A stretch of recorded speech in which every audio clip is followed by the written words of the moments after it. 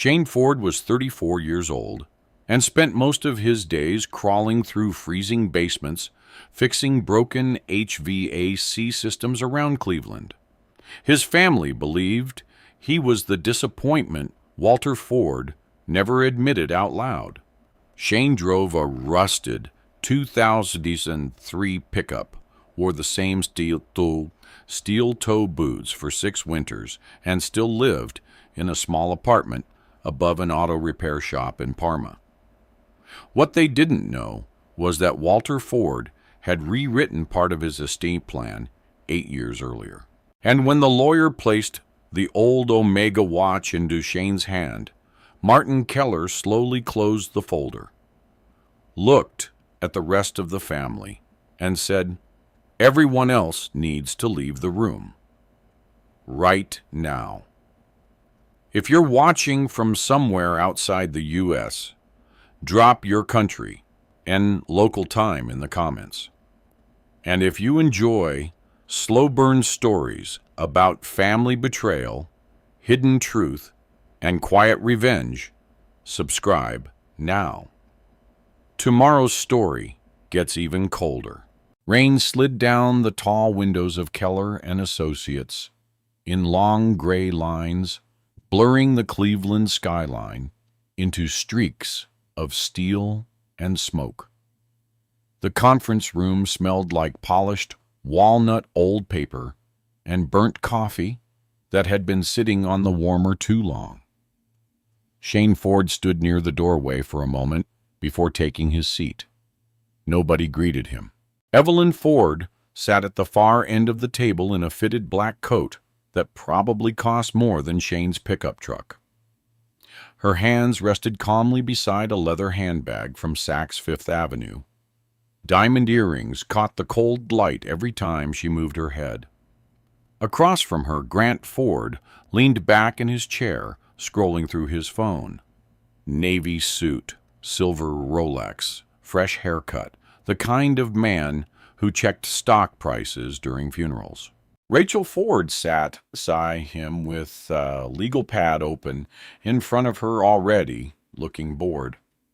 She worked corporate litigation at a downtown firm and carried herself like someone who corrected people for using the wrong fork. Shane looked down at his own clothes, dark work jacket, faded jeans, a grease stain near his left sleeve from replacing a compressor unit that morning in Lakewood.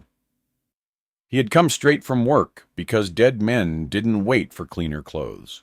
Martin Keller cleared his throat. The old attorney had represented Walter Ford for nearly 30 years. He looked tired now, thin, gray around the eyes, but his voice still carried weight. "Thank you all for coming," he said. Nobody answered. Rain tapped harder against the glass.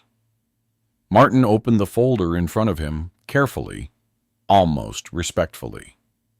Shane noticed his father's name embossed in gold at the top. Walter J. Ford Estate Documents. Grant finally looked up from his phone. "So let's do this," he said. "I've got a board call at 4. Rachel gave a small smile. Evelyn didn't move at all. Martin ignored them. As outlined in Mr. Ford's final will and testament, dated March 11th, his voice became mechanical after that. Precise. Professional. The lake house on Lake Erie went to Evelyn. The investment accounts transferred to Rachel. Grant inherited operational control shares in Ford Industrial Systems pending board confirmation. Nobody looked surprised. Shane sat quietly. He had expected this. For years he had been treated like the branch of the family nobody displayed in photographs. Walter rarely defended him publicly, rarely called, rarely invited him into company discussions after Shane left the business, almost 9 years earlier. The silence in the room wasn't grief. It was distribution, numbers, property, control. Martin reached the final page, and to his son, Shane Ford. Grant smirked before the sentence even finished.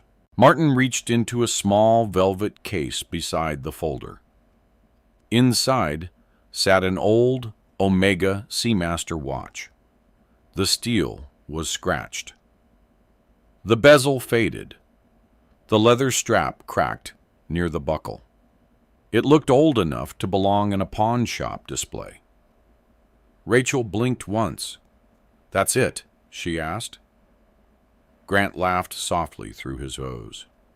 "No," he said. "That actually makes sense." Evelyn finally spoke. Walter always believed sentimental things mattered to Shane. The sentence sounded polished, prepared in advance. Martin slid the watch across the table. Shane picked it up, carefully. It felt heavier than expected. Cold metal pressed into his palm. The second hand still moved. Tick, tick, tick. Grant leaned forward. "Dad finally gave you something you can't ruin." Rachel laughed quietly under her breath. Shane said nothing. That bothered Grant more than an argument would have. The room settled again. Rain. Clock ticking. Air vent humming overhead. Martin closed the folder slowly. Then he looked directly at Shane. Not at the family. Only Shane. And something changed in his expression. The professional mask disappeared for half a second. "Everyone else needs to leave the room," Martin said calmly. Nobody moved. Grant frowned first. "What?" Martin folded his hands together. "You heard me." Rachel looked irritated now. "If this concerns estate, matters legally, we're all entitled." "It concerns instructions from Walter Ford," Martin interrupted. "Specific instructions. For Shane alone." Evelyn's face remained controlled, but Shane noticed the smallest tightening near her jaw. Grant leaned back again. "Oh, come on." Martin didn't blink. Mr. Ford anticipated resistance to this request. The room became very still. Then Martin opened a side drawer and removed another sealed envelope. Red wax seal. Walter Ford's initials pressed into the center. Q.F. Martin placed it on the table without opening it. "Your father was very clear," he said. "If anyone refused to leave, I was to contact probate court immediately and suspend the reading process." Grant stared at him. "You're serious?" "Yes." Rachel crossed her arms. "This is ridiculous." "Maybe," Martin said, "but those were his instructions." Evelyn stood first, smoothly, calmly. Her chair slid back across the hardwood floor with a soft scrape. "Let's not turn this into theater," she said. She picked up her handbag and walked toward the door. But before leaving, she looked directly at Shane for the first time all afternoon. Not sadness, not warmth, measurement. Like she was trying to calculate how much danger he represented. Then she left. Rachel followed next, visibly annoyed. Grant stayed seated longer. His eyes dropped to the watch in Shane's hand. Something cold passed across his face for just a second. Then it vanished behind another smirk. "You know," he said quietly, "Dad spent years regretting wasting time on you." Shane looked back at him without expression. Grant smiled wider. But congratulations on the antique. Then he walked out. The door shut behind him. The room immediately felt different, quieter, heavier. Martin waited until footsteps disappeared completely down the hallway. Then he stood up and walked to the conference room door himself. He locked it. Metal clicked softly. Shane watched him. Martin returned to the table without speaking. He loosened his tie slightly and sat back down. For the first time all afternoon, he looked nervous, not uncertain. Careful, he nodded toward the watch. Turn it over. Shane flipped it in his hands. The scratched steel backing reflected the pale ceiling lights. Martin reached into his jacket pocket and removed a tiny precision screwdriver. Your father brought me that watch 8 years ago, he said. He told me if anything happened to him before certain documents surfaced, I was to give it only to you. Shane frowned slightly. What documents? Martin didn't answer immediately. Instead, he leaned forward and inserted the screwdriver into an almost invisible groove near the edge of the watch casing. A soft click. The back panel loosened. Martin carefully lifted it away. Inside the watch, hidden beneath the movement assembly, sat a tightly folded strip of paper, no bigger than a matchstick. Shane felt his pulse slow. Martin looked at him steadily. Your father believed someone inside your family was stealing from him, he said quietly. Then he slid the folded paper across the table. And he believed you were the only person he could trust. The paper was folded so tightly it looked brittle. Shane opened it carefully between his fingers while rain continued hitting the windows behind him. Inside were only 3 things: a 10-digit number, an address, and 1 sentence written in Walter Ford's sharp block handwriting. Trust documents, not blood. Shane stared at the words longer than he meant to. The handwriting pulled something loose in his memory. His father sitting at the kitchen counter years ago. Thick hands, stained with machine oil, filling out invoices with a black pen after midnight, while the factory still ran 3rd shift in Toledo. Walter Awe printed, instead of using cursive, said cursive gave dishonest people places to hide. Martin Keller watched Shane quietly from across the table. The number is for a safe deposit box, he said. First Federal Bank. Akron branch. Shane folded the paper once more. Why me? Martin leaned back slowly. Because your father stopped trusting everyone else. The words settled heavily into the room. Shane looked down at the old Omega watch in his palm. The second hand kept moving steadily, as if none of this mattered. Tick, tick, tick.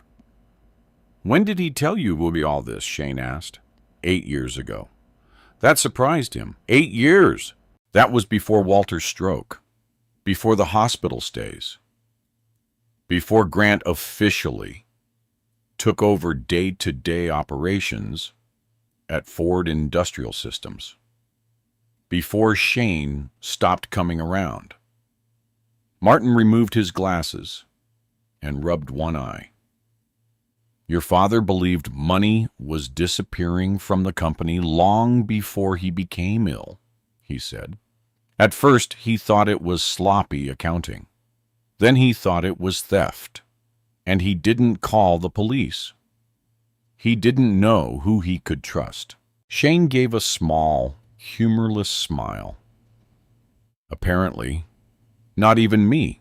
Martin looked at him carefully. You left the company after the warehouse incident. Shane's jaw tightened slightly. The warehouse incident. That was what the family called it now. Like it had been weather. An accident. 9 years earlier, a hydraulic brake system failed inside Plant 2 outside Toledo. A shipment platform collapsed. One worker shattered his pelvis. OSHA got involved. The company quietly settled. Grant blamed Shane publicly inside the company within 48 hours. Said Shane ignored safety reports. Said Shane cut corners. Walter never defended him. Not publicly. A week later, Shane packed his toolbox into the bed of his truck and left. He never walked back into Ford Industrial Systems again. Martin studied him for a moment. Your father didn't believe you caused that accident. Shane looked up sharply. Martin continued. He hired a private investigator afterward. Silence. Outside, thunder rolled somewhere above downtown Cleveland. Shane's fingers tightened around the watch. Then why didn't he say anything? Martin hesitated. For the first time since this began, he looked genuinely uncomfortable. Because by then, he said quietly, your father believed somebody inside the family was actively positioning you to take the blame for larger problems. Shane felt the room narrow slightly. Not fear. Recognition. Small things suddenly resurfaced in his memory. Grant locking office doors whenever Shane entered accounting meetings. Invoices disappearing from shared desks. Walter abruptly ending conversations whenever Evelyn entered the room. And the hospital. Especially the hospital. The last 6 months before Walter died had become strangely controlled. Shane remembered arriving at Cleveland Memorial one night with coffee for his father, only to find Evelyn already outside the room speaking quietly with Grant. The moment Shane approached, both stopped talking. 10 minutes later, a nurse told him visiting hours were over, even though other families still remained inside. At the time, Shane assumed they simply didn't want him there. Now, he wasn't sure. Martin opened another folder from his briefcase. This stays with you, he said. Inside were photocopies, bank statements, corporate transfer records, handwritten notes from Walter. Some pages had yellow sticky tabs attached. Others contained circles in red ink. Shane flipped slowly through the stack. The same name appeared repeatedly. Blackridge Holdings, LLC. Transfer amounts varied. 40,000, 72,000, 125,000. Always approved internally. Always signed electronically. Shell company, Shane asked. Martin nodded once. Registered 3 years ago. By who? We couldn't prove it. Martin gave a tired smile. Your father didn't spend the last years of his life sitting quietly. Shane looked back at the papers. His father had built Ford Industrial Systems from a 2-bay repair garage in Dayton during the late 80s. By the time Shane was born, the company manufactured industrial cooling systems across Ohio, Indiana, and western Pennsylvania. Walter trusted machines more than people. Machines broke for reasons. People broke for opportunities. When did he know for sure? Shane asked. Martin was silent for a moment. 2 weeks before he died.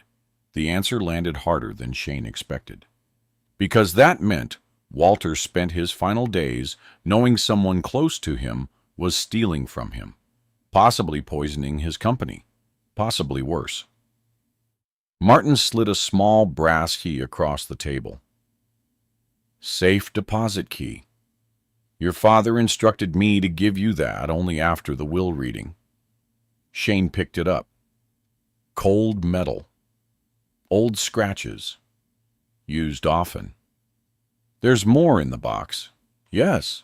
What exactly? Martin looked toward the locked conference room door before answering. Evidence.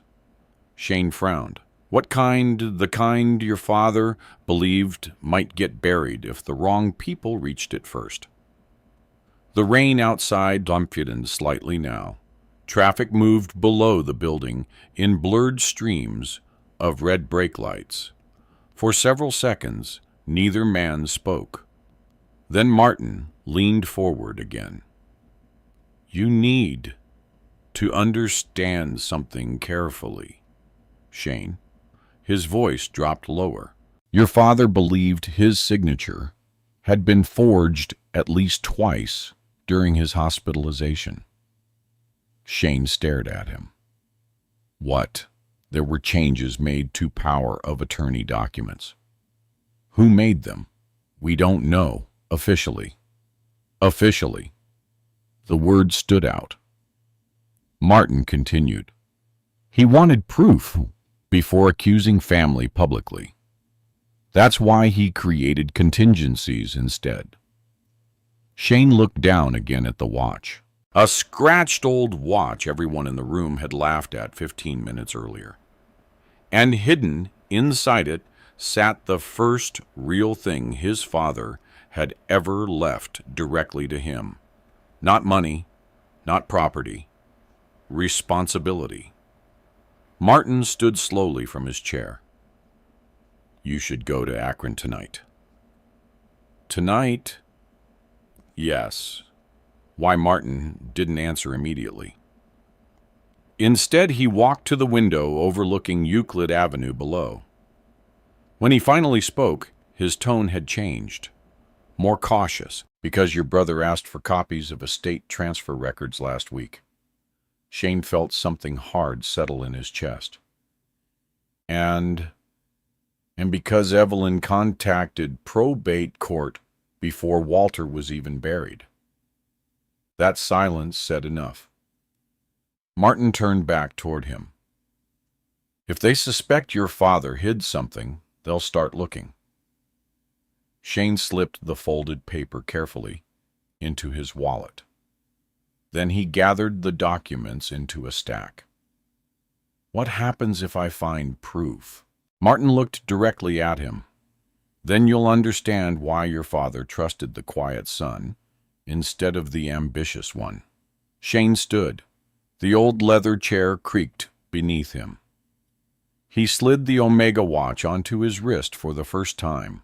Heavy, solid. The ticking felt strangely loud against his skin. Martin unlocked the conference room door.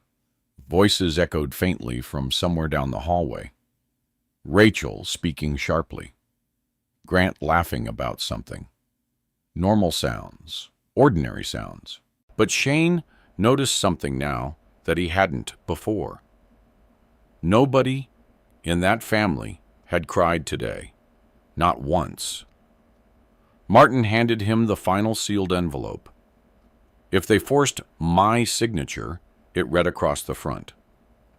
Shane slipped it beneath his jacket. Then he walked toward the elevator without another word. 3 hours later, rain hammered across Interstate 77 as his old pickup cut south through the darkness toward Akron. The windshield wipers squealed every few seconds. The highway was mostly empty. At 10:43 p.m., Shane finally pulled into the First Federal Bank parking garage. The building stood dark, except for security lighting near the entrance. Inside, a night manager verified his ID without conversation.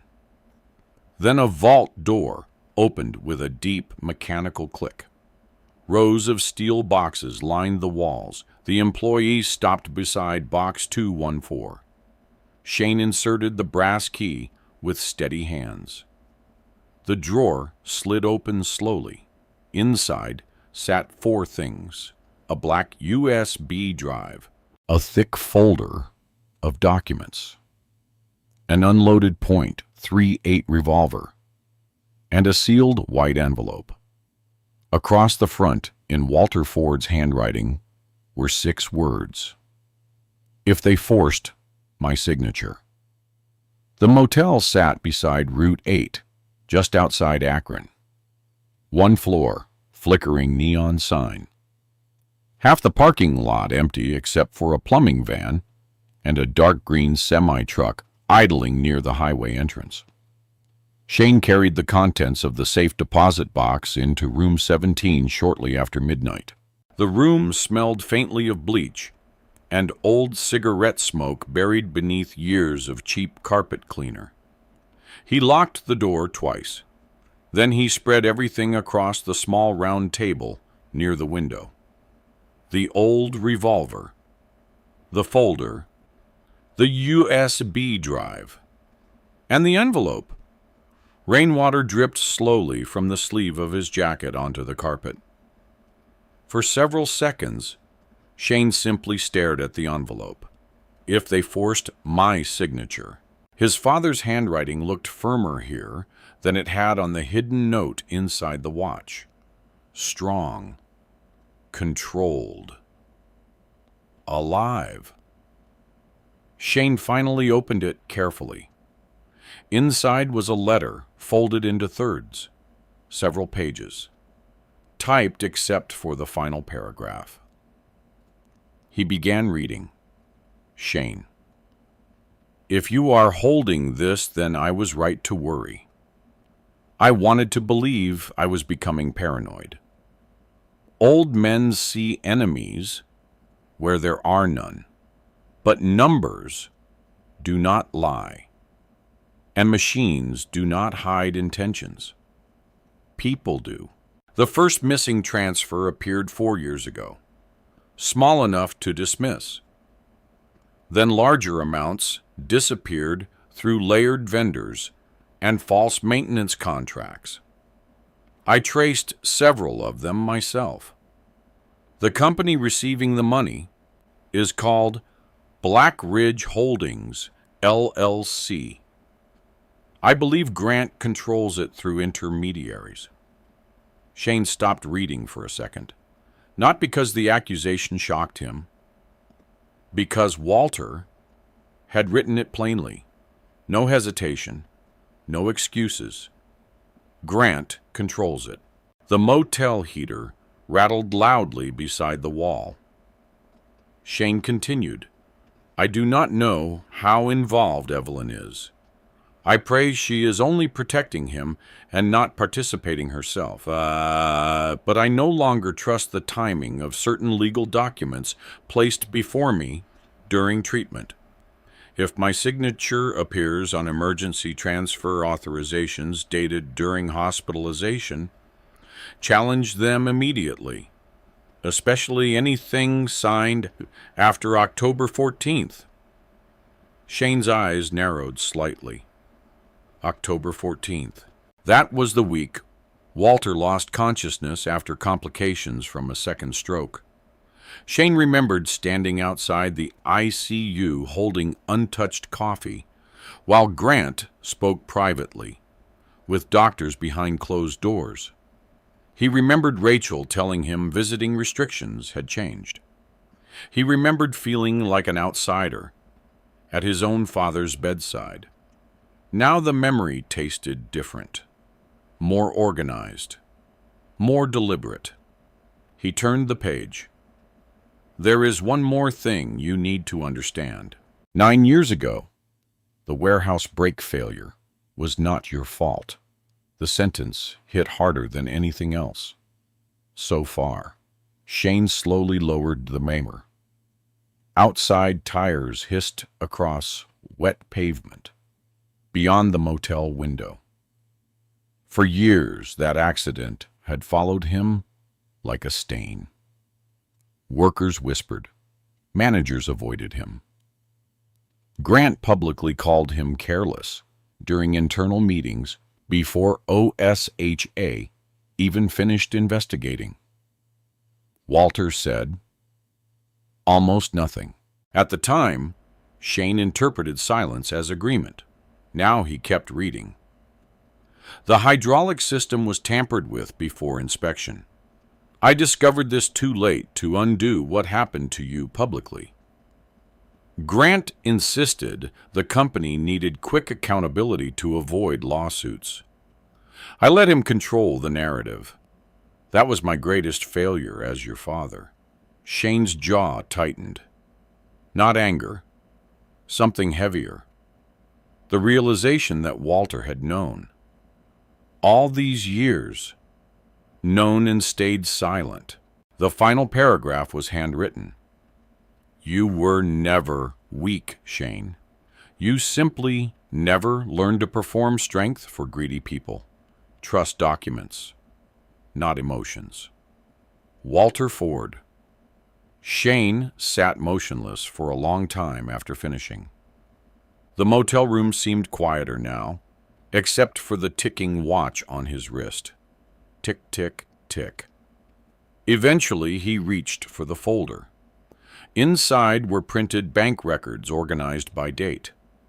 Walter had highlighted transactions in yellow marker.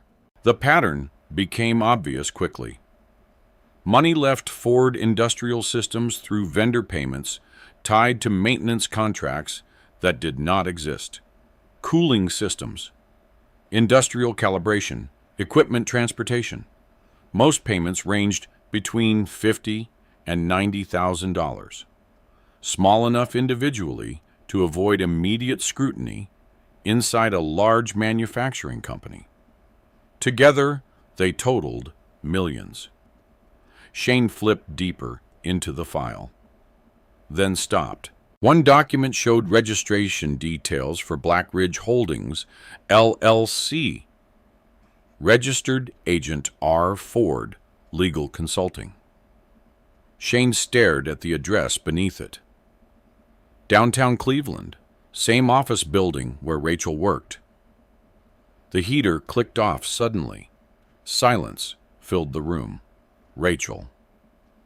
Not just Grant. Rachel, too. Or at least her law office. Shane leaned back slowly in the chair. He remembered Rachel graduating from Case Western Reserve University School of Law. Walter looked proud that day. Proud in the careful, restrained way he always showed emotion.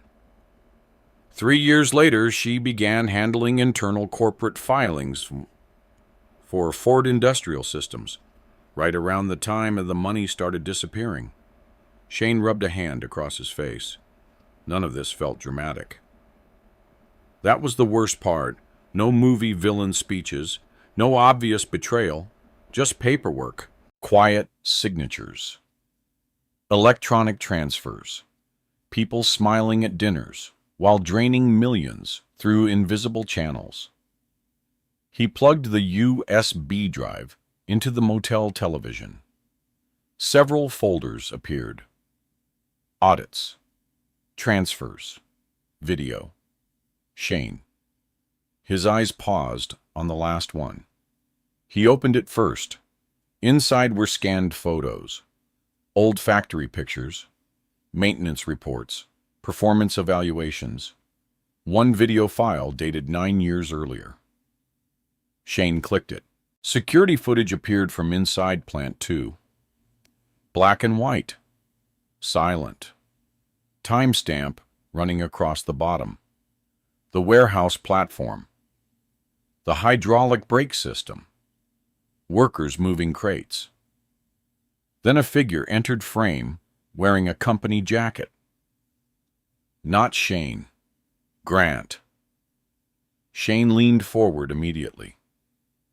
Grant crouched beside the brake assembly for almost 40 seconds before leaving frame.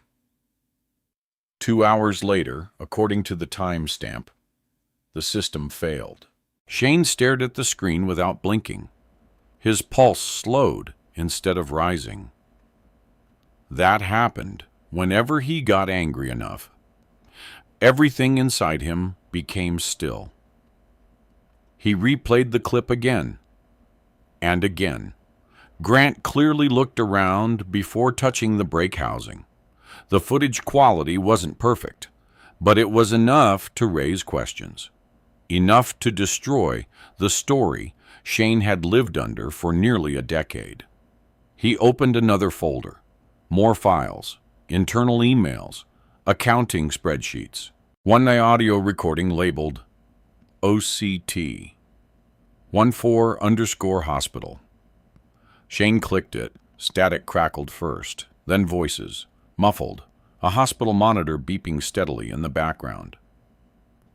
Grant speaking quietly. He's barely conscious. A woman answered. Evelyn? That doesn't matter. Martin said the authorization still needs his signature tonight. Paper rustled. Then another voice entered weakly. Walter. Slurred, confused. What is this, Grant? Answered immediately. Insurance transfer forms, Dad. A long silence followed. Then the sound of a pen dropping onto a table.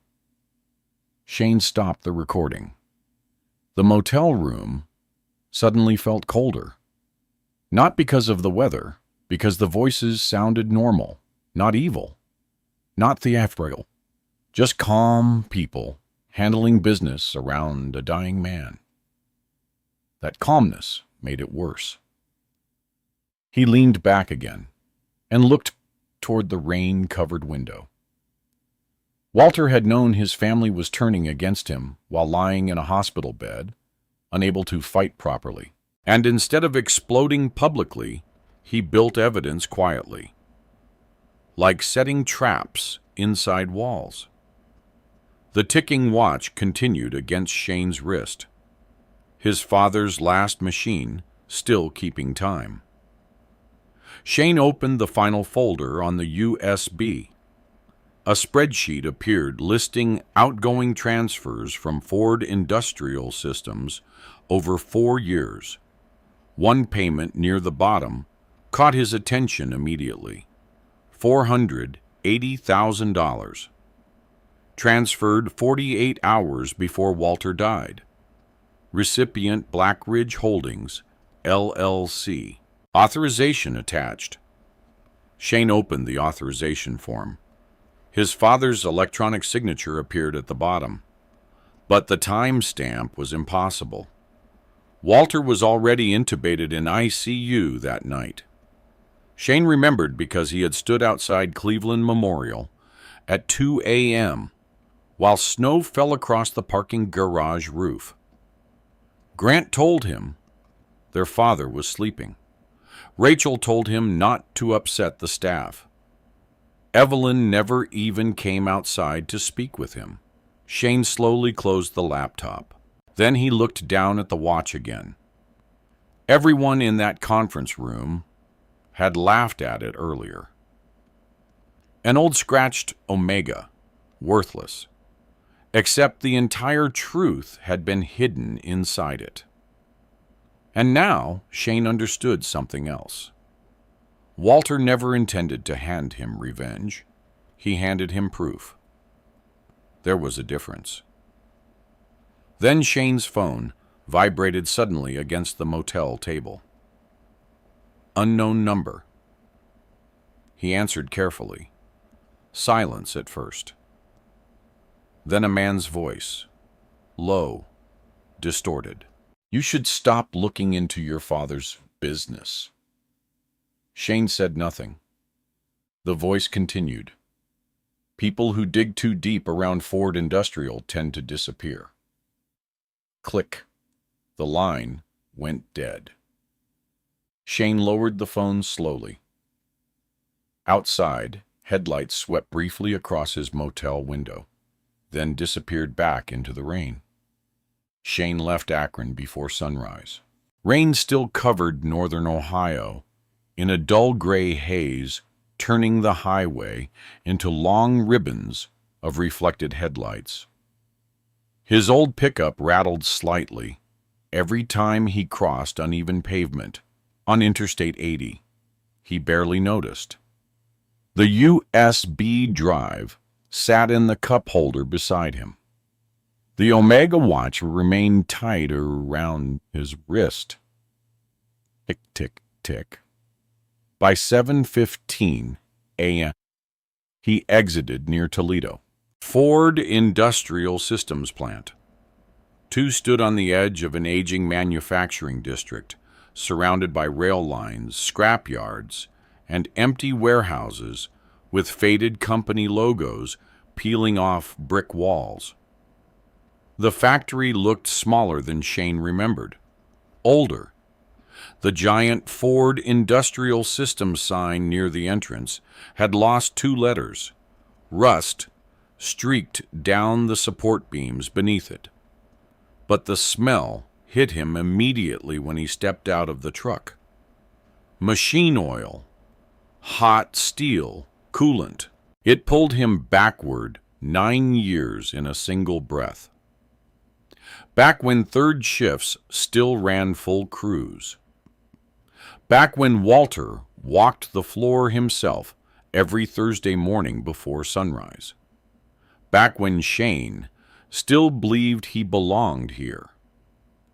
A security guard near the gate recognized him almost instantly.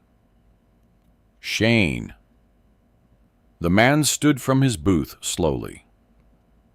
Ronnie Becker, older now, more gray in the beard, still chewing sunflower seeds. Shane nodded once. "Haven't seen you in forever," Ronnie said.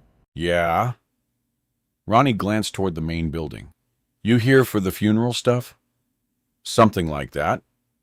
The older man studied him carefully for a moment before buzzing the gate open. "You should talk to Luis if he's still around," Ronnie said quietly. "A lot changed after you left." Shane gave a small nod and walked inside. The factory floor sounded thinner than it once had. Fewer machines running, long pauses between hydraulic presses, too much empty space. Walter used to hate silence inside the plants. Said healthy factories sounded alive. Now, entire production lines sat dark. Dust coated some conveyor systems. Half the warehouse lighting remained off to save electricity. Shane walked deeper into the building slowly. Several workers glanced up as he passed. Some recognized him immediately. A few looked uncomfortable. Others simply looked tired. Near the back assembly area, an older Hispanic man stood beside a welding station checking inventory sheets. Luis Navarro, former floor supervisor. Walter trusted him for 20 years. Luis looked up, then froze. "Jesus Christ," he muttered. Shane stopped beside him. "Hey, Luis." Luis pulled off his safety glasses slowly. "You disappear almost a decade and suddenly walk back in here like yesterday." Shane gave the faintest smile. "Place still smells the same." Luis snorted quietly. "Yeah, bankruptcy and coolant." That answer told Shane more than any financial statement could. Luis glanced around before lowering his voice. "You shouldn't be here if Grant sees you." "I'm not hiding." Luis studied him another second. Then he noticed the Omega watch. Something shifted in his face immediately. That was Walter's. Shane looked down briefly. He left it to me. Luis stayed quiet after that, respectfully quiet. Finally, he gestured toward a side office overlooking the warehouse floor. Come on. The office windows were dusty enough to blur the factory below. Luis closed the door before speaking again. What's really going on? Shane placed the folder from Akron onto the desk. I think money's been disappearing from the company for years. Luis didn't even look surprised. That bothered Shane more than shock would have. How long? Shane asked. Luis sat down heavily in the chair across from him. After you left, Grant changed everything, he said. Started outsourcing maintenance, selling equipment, cutting inspections. Where did the money go? Luis shrugged once. Hell if I know. But vendors started appearing nobody had heard of before. Shane opened the folder and slid several highlighted transfer records across the desk. Luis leaned forward slowly. Blackridge Holdings, LLC. The older man frowned immediately. I've seen that name. Where?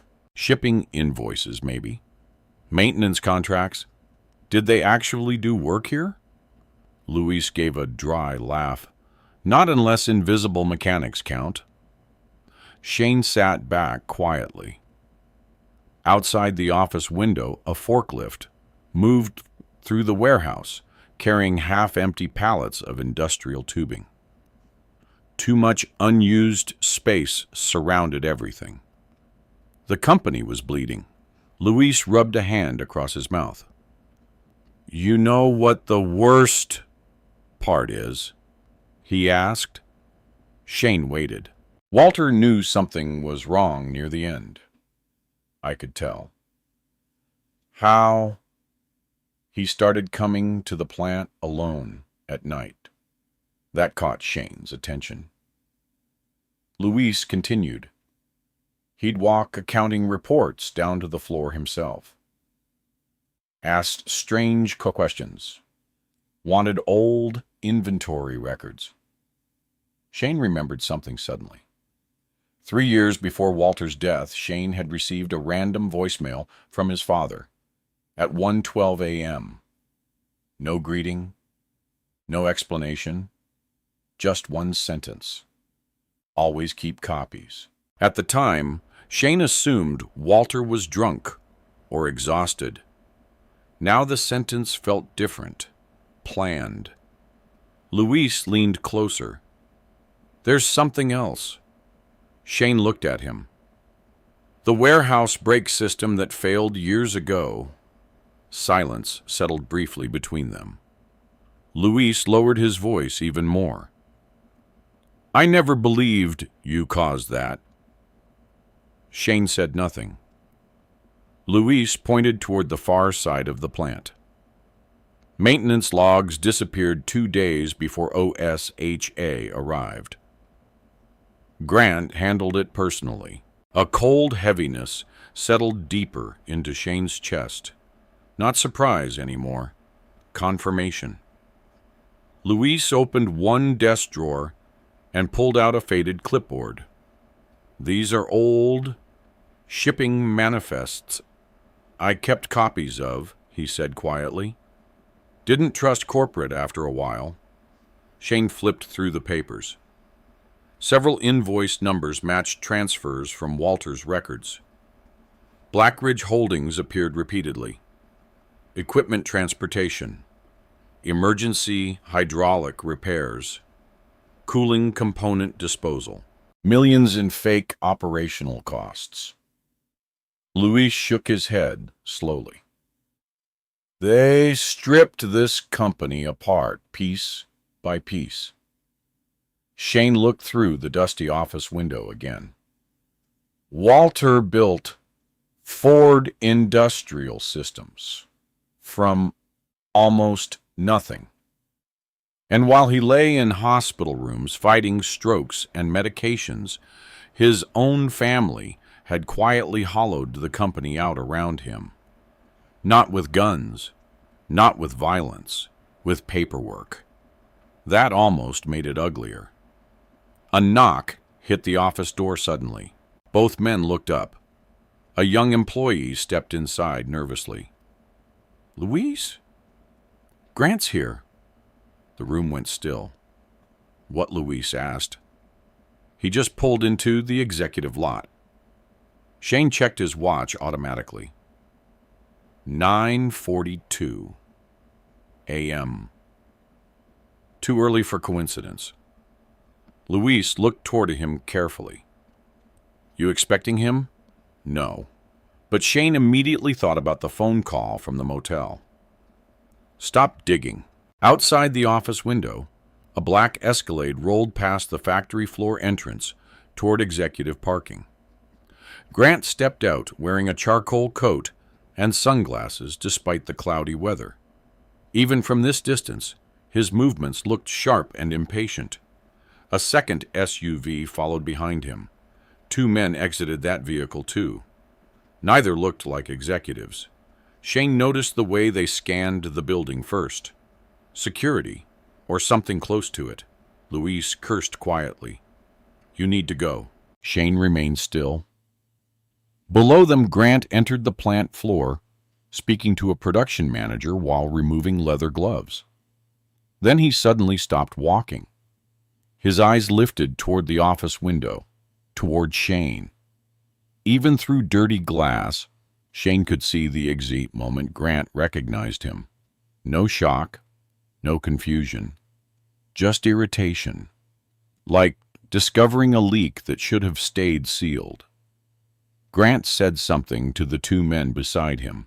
Then he started walking directly toward the office staircase. Fast! Louise looked pale now. Shane. But Shane was already gathering the documents calmly. No panic. Walter's words moved through his head again. Trust documents, not emotions. The footsteps reached the metal stairs outside the office. Heavy. Quick. Then the office door burst open hard enough to hit the wall behind it. Grant stepped inside, breathing cold air and expensive cologne. His eyes dropped immediately to the papers spread across the desk, then to the watch on Shane's wrist. For the first time since the funeral, Grant stopped smiling completely. "You should have stayed out of this," he said quietly. Grant closed the office door behind him. Hard. The sound echoed through the small room overlooking the factory floor. For a few seconds, nobody spoke. Louise remained near the desk, pretending to organize papers, but Shane could see tension in the older man's shoulders. The 2 men who arrived with Grant stayed outside the office door, their shadows visible through the wired glass panel. Grant removed his sunglasses slowly. "You don't work here anymore," he said. Shane leaned casually against the edge of the desk. "Neither does Dad." The sentence landed cleanly. Grant's jaw flexed once. Below them, forklifts moved through the warehouse, while hydraulic presses thundered at uneven intervals. Normal factory noise. Ordinary sounds. But inside the office, the air felt compressed. Grant looked at the documents spread across the desk. "Going through old records now?" he asked. Trying to play Detective Shane didn't answer immediately. That silence always irritated Grant more than arguments did. Finally, Shane said funny thing about records. "They remember everything." Grant gave a short laugh without humor. "You really think Dad left you something important?" Shane looked down briefly at the Omega watch on his wrist. Tick, tick, tick. Grant noticed the glance. For the first time, something uncertain moved behind his eyes. Tiny, quick, but real. You know what Dad's problem was near the end? Grant continued. He got paranoid. Sick people do that. Louise quietly stepped toward the door. I should get back downstairs. Grant didn't even look at him. Day! Louise stopped immediately. Grant turned his attention back toward Shane. Dad built a company, he said. A real company. Thousands of employees. Contracts across 3 states. He needed someone capable of running it, and that someone was you. Grant spread his hands slightly. Who else? The HVAC repair guy living over an auto shop. The insult came out practiced. Familiar. Shane remembered hearing versions of it his entire life. Not ambitious enough. Not polished enough. Not ruthless enough. Walter rarely argued against those judgments publicly. He simply watched quietly from a distance, while Grant performed confidence like a salesman in a showroom. Now Shane understood why. Grant stepped closer to the desk. What exactly did Martin Keller tell you? Shane met his eyes calmly. Enough. Grant smiled faintly. That old man's loyal to ghosts. No, Shane said quietly. He's loyal to paperwork. That answer erased the smile. For several seconds, the brothers simply looked at each other. Same father, different men entirely. Grant wore confidence externally. Expensive suits, sharp watches, loud certainty. Shane carried his differently, quiet, compressed, like weight buried under concrete. Grant finally glanced toward the documents again. Then he saw one page more clearly. Black Ridge Holdings, LLC. His expression changed almost invisibly. But Shane caught it. Grant noticed immediately that Shane caught it too. The room became colder after that. You shouldn't dig into things you don't understand, Grant said. I understand invoices. That's not what this is. Then explain it. Grant stepped closer again. Close enough now that Shane smelled coffee and expensive cologne beneath the rain on his coat. Dad was dying, Grant said quietly. The company was bleeding money. We made hard decisions. Grant didn't answer directly. That business survived because I kept it alive. Shane thought about the empty production lines downstairs, the darkened warehouse sections, the missing equipment. Alive wasn't the word he would have used. Grant suddenly looked toward Luis. Give us the room. Luis hesitated.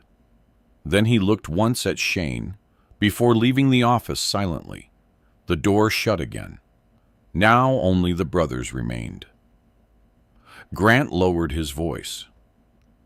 You know why Dad stopped trusting you? Shane said nothing. Because you walked away. The words stayed hanging there. Heavy, sharp. Grant continued. You left after the warehouse accident while the rest of us cleaned up the mess. For years, that accusation would have worked. Years ago, Shane might have reacted emotionally, defended himself, raised his voice. But now he had watched security footage.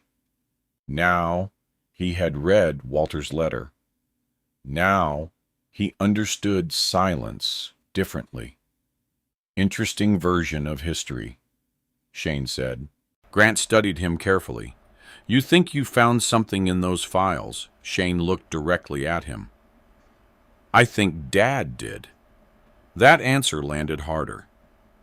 Grant's expression flattened completely. For the first time since entering the office, he stopped pretending this was family tension. Now it felt like risk assessment. How much did Keller give you? Enough. Again that word. Again Grant hated it. The office remained silent except for factory noise below and rain ticking softly against the dirty windows. Then Grant's phone buzzed. He glanced down quickly. Shane noticed something unexpected. Not confidence, pressure. Grant declined the call immediately. Then another vibration hit almost instantly afterward. Same contact. Grant silenced it. That tiny detail mattered. Somebody else was nervous too. Grant slipped the phone back into his coat pocket. "You should listen carefully," he said quietly. "There are people connected to this company who won't care about family politics." Shane's expression didn't change. "You threatening me?" "I'm warning you." "No," Shane said. "Warnings sound honest." Grant stared at him for another second before stepping back. Dad always confused silence with strength, he muttered. Shane almost answered. Almost. But Walter's final letter stopped him. Trust documents, not emotions. Instead, Shane simply gathered the papers calmly into the folder. That seemed to frustrate Grant more than anything else, because there was nothing to fight against. No outburst, no scene, just evidence being organized. Grant opened the office door sharply. The two men outside straightened immediately. "Let's go," Grant said. But before leaving, he looked back once more at the Omega watch. Then he said something that stayed with Shane long after the SUVs disappeared from the factory lot. "If Dad left you that watch," Grant said quietly, "then he already knew this would become ugly." Then he walked away. The office stayed silent for several moments afterward. Finally, Luis returned slowly. "Well," he muttered, "that looked healthy." Shane stared through the office window toward the executive parking area below. Grant's Escalade pulled out first. The second SUV followed close behind. "Who were those guys?" Shane asked. Luis shook his head. "Consultants, maybe. They started showing up last year." "Consultants for what?" Luis gave a tired shrug. "Whenever people start using that word around factories, workers usually disappear." That answer sat badly in Shane's chest. He packed the remaining documents carefully back into the folder. Then his phone buzzed. "Martin Keller." Shane answered immediately. "Where are you, Toledo?" Martin exhaled sharply. "I just received a notice from probate court." Shane listened quietly. "Evelyn filed an emergency petition this morning requesting temporary restriction of estate-related materials. They moved fast." "Yes," Martin said, "too fast." Shane looked again toward the empty parking lot below. "They know something's missing." Martin lowered his voice. "There's more, Shane. I checked hospital access logs after we spoke yesterday." Shane waited. "Someone requested sealed medical administration records from Cleveland Memorial 3 days before Walter died." "Who? We don't know yet." Shane's eyes narrowed slightly. "Can we get them?" "Possibly. But there's someone you need to speak with first." "Who?" Martin paused. "A nurse named Dana Mercer." The name meant nothing to Shane initially. Martin continued. She worked night rotation in Walter's ICU wing, and she refused to sign portions of the medication verification report after his final hospitalization. Shane straightened slightly. Why? Because according to her unofficial statement, Martin said carefully, "Your father should not have been medically capable of signing legal documents that week." Silence settled between them. Below the office window, workers continued moving through the factory, unaware their company sat on top of something rotten. "When can I meet her?" Shane asked. "She's scared," Martin admitted. "She already ignored 2 calls from my office." "That bad?" "Yes." Shane looked again at the watch on his wrist. The second hand continued its steady movement. Walter planned all of this carefully, not emotionally, strategically, like a man leaving breadcrumbs before entering darkness.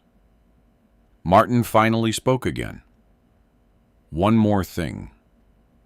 What I checked, the registration history for Blackridge Holdings." Shane waited.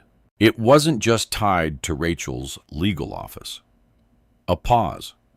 Some of the transfers passed through a medical consulting account connected to Cleveland Memorial Hospital. The room suddenly felt colder again. Not just corporate theft anymore. The hospital, too. Shane looked toward the rainy skyline beyond the factory windows.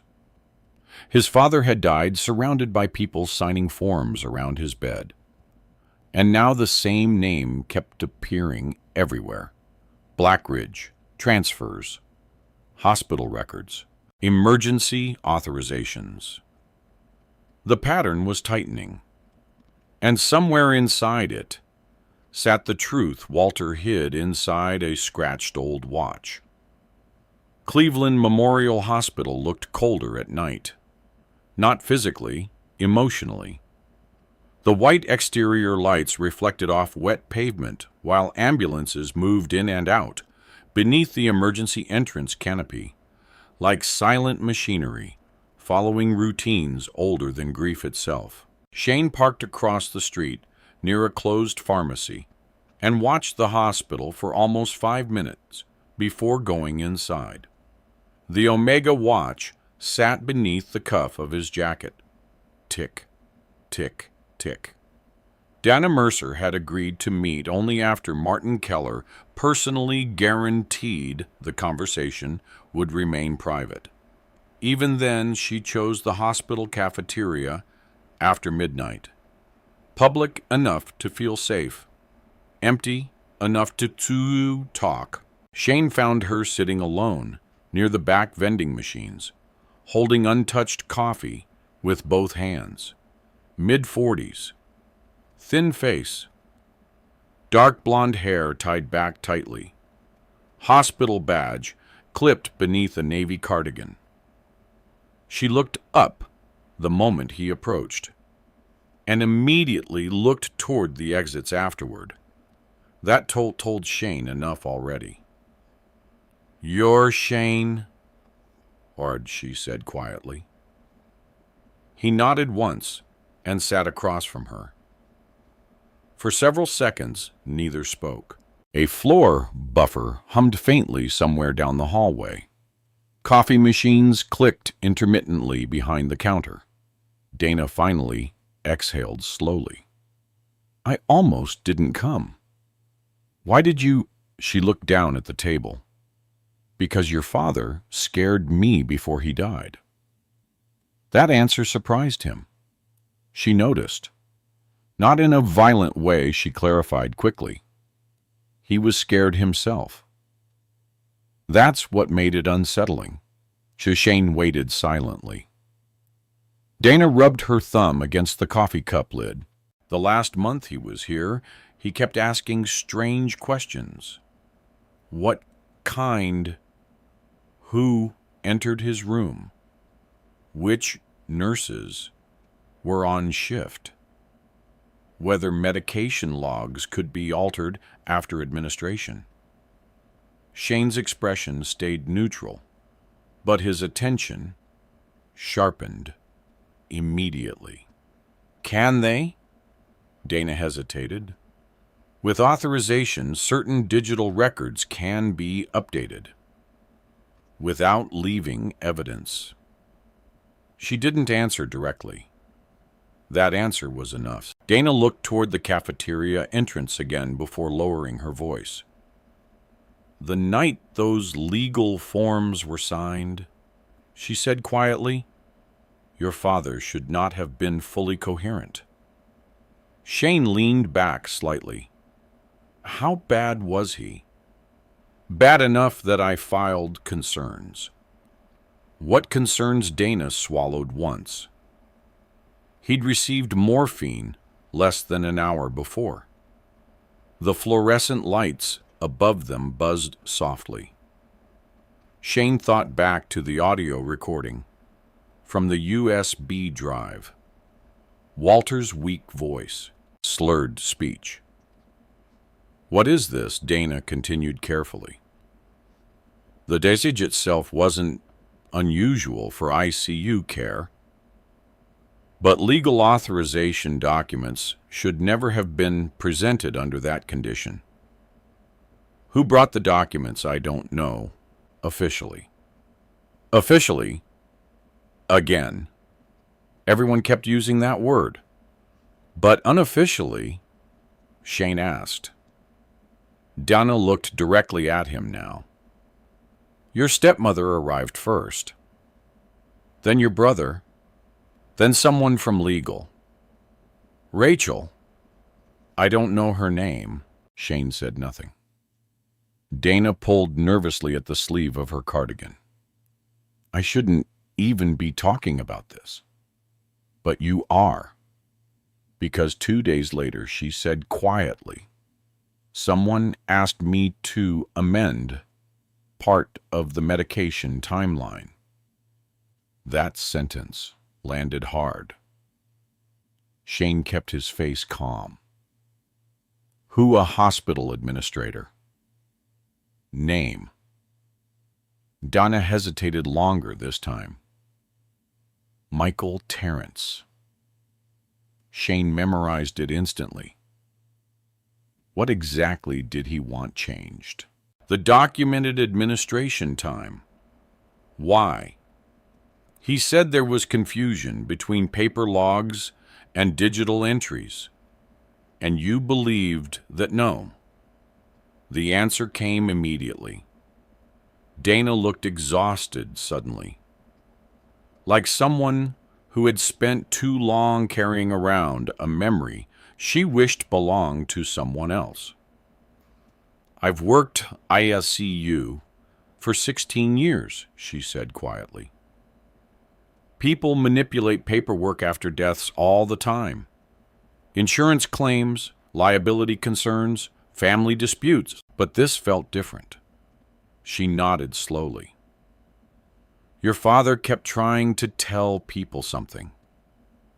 Shane felt a slight tightening in his chest. What do you mean? Dana stared into her untouched coffee. The last time I saw him awake, he grabbed my wrist. Her voice lowered almost to a whisper. He asked me whether clocks could be trusted. The Omega watch suddenly felt heavier against Shane's skin. Donna noticed his expression. I didn't understand what he meant then. Shane looked down briefly at the table. Neither did he, until now. Dana reached into her bag carefully. Then she slid several folded photocopies across the table. Medication administration logs, highlighted sections, handwritten notes in blue ink. I kept copies, she said. Shane looked through them slowly. October 14th. Morphine administered at 8:12 p.m. Another sedative at 8:47 p.m. Legal authorization signature time-stamped 9:03 p.m. Shane's eyes narrowed slightly. Walter should barely have been conscious. Dana pointed toward another section. Look here. Shane saw it immediately. The digital record showed the morphine administered at 10:26 p.m. instead, more than an hour later. Someone had altered the timeline. Who had access to modify this, Shane asked. Department administration, certain legal compliance staff. Could Grant number someone connected to hospital administration? Could. Shane remembered Martin mentioning a medical consulting account linked to Black Ridge Holdings. The pattern kept tightening. Dana suddenly looked toward the cafeteria entrance again. A man in gray hospital scrubs walked through carrying a clipboard. She visibly stiffened until he passed. You're afraid, Shane observed quietly. Dana gave a weak smile. You should be too. Silence settled between them. Then Shane asked the question sitting underneath everything else. Did my father know they were changing records? Dana took a long time answering.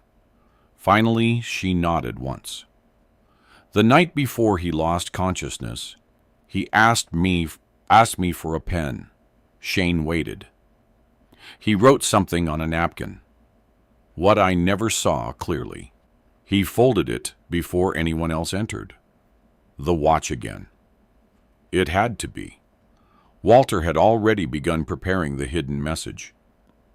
Dana leaned forward slightly. You need to understand something carefully, Shane. Her voice became steadier now. People with money don't panic the way normal people do. They organize, quietly. That sounded exactly like Walter. And maybe exactly like Grant, too. Shane studied the medication logs again. Proof didn't look dramatic. It looked boring. Numbers, timestamps, tiny inconsistencies. But courts respected boring evidence. Walter understood that. Donna suddenly reached into her bag once more. This time, she removed a hospital visitor access sheet. Printed names. Entry times. Security clearance signatures. Officially, these records were archived, she said.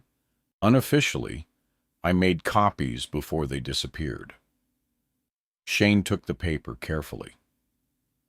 3 names appeared repeatedly on ICU access during Walter's final week.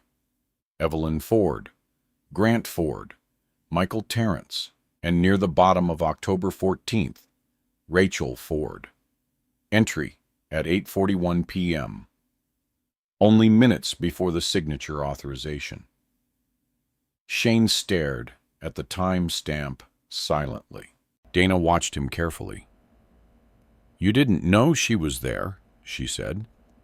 It wasn't a question. No, Shane answered quietly.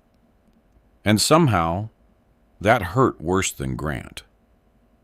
Because Rachel used to sneak into Shane's room as a kid during thunderstorms, used to borrow his old hoodies in high school, used to sit beside him in Walter's workshop while he repaired engine parts late at night. Now her name sat inside manipulated hospital records. Dana checked the time nervously. I can't stay longer. Shane nodded. Before standing, she looked directly at him one last time. Your father wasn't confused near the end, she said quietly. That's what bothered people. Then she left quickly. Through the side cafeteria exit, Shane remained seated alone. The cafeteria lights reflected off the wet windows outside. For several minutes, he reviewed every copied page carefully. Medication discrepancies, visitor records, altered timestamps. Enough to raise serious questions already. And somewhere above him in this hospital, Administrators still worked overnight shifts while pretending none of it happened. His phone vibrated suddenly. Text message. Unknown number. Stop asking questions about the hospital. Another message arrived immediately afterward. Your father couldn't protect himself. You can't either. Shane stared at the screen. No anger, no panic, just stillness. Then he slowly saved screenshots of both messages. Evidence. Always keep copies. Walter's voice seemed almost audible now. Shane finally stood from the cafeteria table. As he walked toward the parking garage exit, he passed the ICU elevators where he had once spent nights sitting alone with cold, vending machine coffee, waiting for updates nobody gave him honestly. Back then he thought he was grieving. Now he realized something worse. He had been managed. Outside freezing rain hit his jacket immediately. Across the street, his old pickup sat beneath a flickering parking light. But before Shane reached it, he noticed something that stopped him cold. A black SUV idled half a block away. Engine running, lights off. And inside the windshield glow, he could barely make out a familiar silhouette in the driver's seat. Grant. Watching the hospital entrance, watching him. The black SUV remained parked across the street for exactly 11 seconds after Shane noticed it. Then the headlights turned on. Grant pulled away calmly into traffic without speeding. No confrontation, no threats shouted through rolled-down windows, just presence, a reminder. Shane stood in freezing rain, watching the taillights disappear past Euclid Avenue before climbing into his truck. The heater groaned weakly when he started the engine. He placed Dana Mercer's copied records carefully onto the passenger seat beside Walter's folder. Then he drove north toward Cleveland Heights. Martin Keller lived alone in a brick colonial house near Cedar Road, surrounded by bare winter trees and patches of dirty snow piled against curbs. The porch light was already on when Shane arrived. Martin opened the door before he even knocked. "You were followed," the attorney said immediately. "Probably." Martin stepped aside without another word. The house smelled like old books and cedar wood. Framed legal certificates lined the hallway beside black and white photos of Martin standing with judges, politicians, and business owners across 4 decades in Ohio courtrooms. Walter appeared in several of the pictures. Younger, thicker shoulders, hard eyes. Shane had almost forgotten. His father used to smile occasionally. Martin led him into a study near the back of the house where legal files covered nearly every flat surface. A fire crackled quietly in the stone fireplace. Shane handed him the copied medication logs first.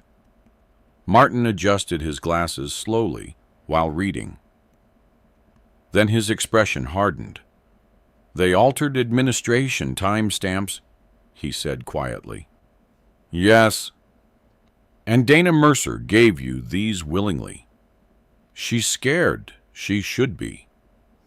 Martin looked toward the fire for several seconds.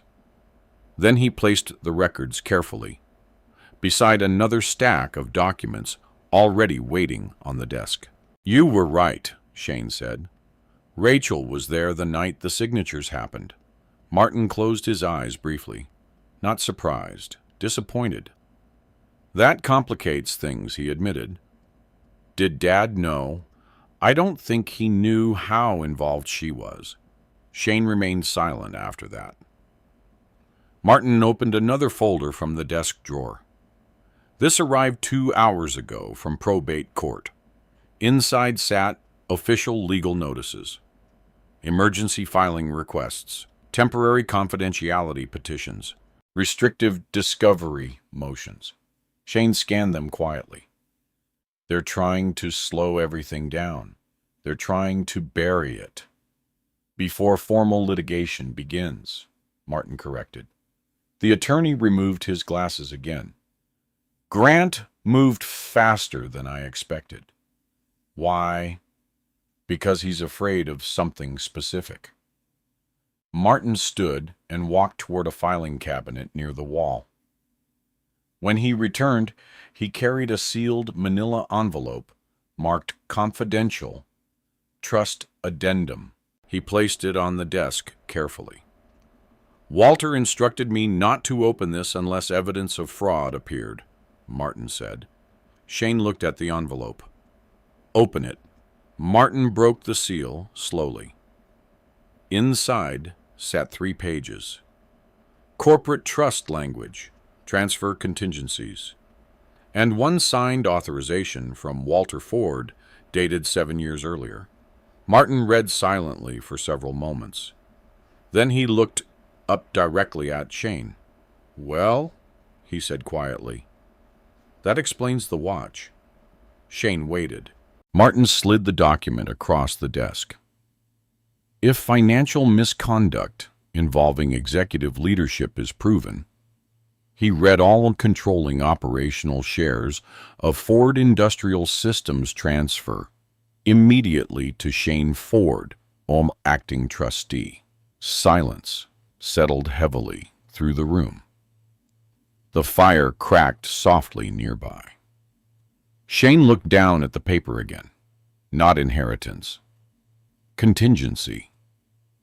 Walter had prepared for betrayal years in advance. He trusted me with the company, Shane asked, quietly. Martin gave a faint, tired smile. No, he trusted you not to destroy it. That answer sounded exactly like Walter. Practical, unsentimental. Martin sat back slowly. Your father believed. Grant understood profit, but not responsibility. And me, he believed you understood consequences. Shane looked again at the trust documents. Millions of dollars. Factories, contracts, workers. All quietly balanced behind legal conditions, hidden inside a scratched old Omega watch. Martin folded his hands together carefully. There's another problem. Shane looked up. If these documents activate, Grant loses almost everything. That's his problem. No, Martin said quietly. It becomes ours when desperate people start protecting themselves. The attorney turned toward his computer monitor and opened a financial report already displayed on screen. Several highlighted transfers filled the spreadsheet. Victor Hale found these this afternoon, Martin said. Who's Victor Hale, forensic accountant? Former IRS Financial Crimes Unit. Shane studied the numbers. Offshore transfers, layered shell accounts, international routing chains. Martin pointed toward several highlighted entries. Blackridge Holdings received company money first, he explained. Then portions moved through consulting accounts tied to Cleveland Memorial. After that, funds disappeared into Cayman subsidiaries. How much? Martin hesitated. At least 18 million so far. The number sat heavily in the room. Ford Industrial Systems had been gutted quietly over years, while employees accepted wage freezes and equipment failures. Martin continued. Victor believes the operation expanded after Walter's second stroke, because Walter couldn't monitor it anymore. Shane understood immediately. The company didn't collapse accidentally. It was harvested. His phone vibrated suddenly. Evelyn. First call since the funeral. Shane looked at the screen silently. Martin noticed. "You should answer." Shane accepted the call. Evelyn's voice came smooth and controlled as always. "Shane, Evelyn, we need to stop this before it becomes embarrassing. Not emotional. Not grieving. Strike." Shane leaned back slightly in the chair. "What exactly are we stopping?" A small pause. Then she changed direction immediately. "Your father loved all of you differently." That sentence almost sounded rehearsed. "You think Dad hid evidence inside a watch because he loved people differently?" Shane asked. Silence. Then Evelyn spoke again, colder now. "You don't understand corporate law." "Maybe not. You're being manipulated by Martin Keller." Shane glanced toward the attorney, who remained expressionless beside the fire. "Interesting," Shane said quietly. "That's exactly what Grant said about Dad before he died." Another pause. This one longer. Evelyn lowered her voice. "Come to the house tomorrow night. Why we should speak privately, before lawyers turn this family into headlines." There it was. Fear of exposure. Not guilt, not remorse, public damage. Shane stared at the fire while thinking. Walter never reacted emotionally when dealing with problems. He collected information first, observed, documented, then moved carefully. "Fine," Shane said finally. Martin looked up immediately. Evelyn sounded relieved. 7 o'clock. The line disconnected. Martin stood. "That dinner isn't reconciliation." "I know. It's containment." Shane nodded once. Martin walked toward a bookshelf near the far wall and removed a small digital recorder still sealed in packaging. Then he handed it over. "Ohio is a one-party consent state," he said quietly. "You can legally record conversations you participate in." Shane took the recorder. Small, simple, another tool, another piece of preparation. "Walter bought that 6 years ago," Martin added. Shane looked at him. "He expected this. I think your father expected eventually being forced to defend himself against his own family." The fire crackled again softly. Outside, snow had begun falling across Cleveland. Shane slipped the recorder into his jacket pocket beside the Omega watch. Tick, tick, tick. Martin lowered his voice one final time. "Grant will make a mistake soon." "Why?" "Because people stealing millions believe they're smarter than everyone around them." Shane looked down at Walter's documents spread across the desk. Evidence, timelines, transfers, hospital records, not revenge, structure. Walter built a legal trap years before dying. And now, piece by piece, Shane was walking through it exactly as intended. Then Martin's phone rang sharply from the desk. He answered immediately. His expression changed within seconds. "What happened?" he asked. Silence. Then when Shane watched carefully, Martin slowly lowered the phone after the call ended. His face looked older suddenly. "What is it?" Martin looked directly at him. That was Dana Mercer. A pause.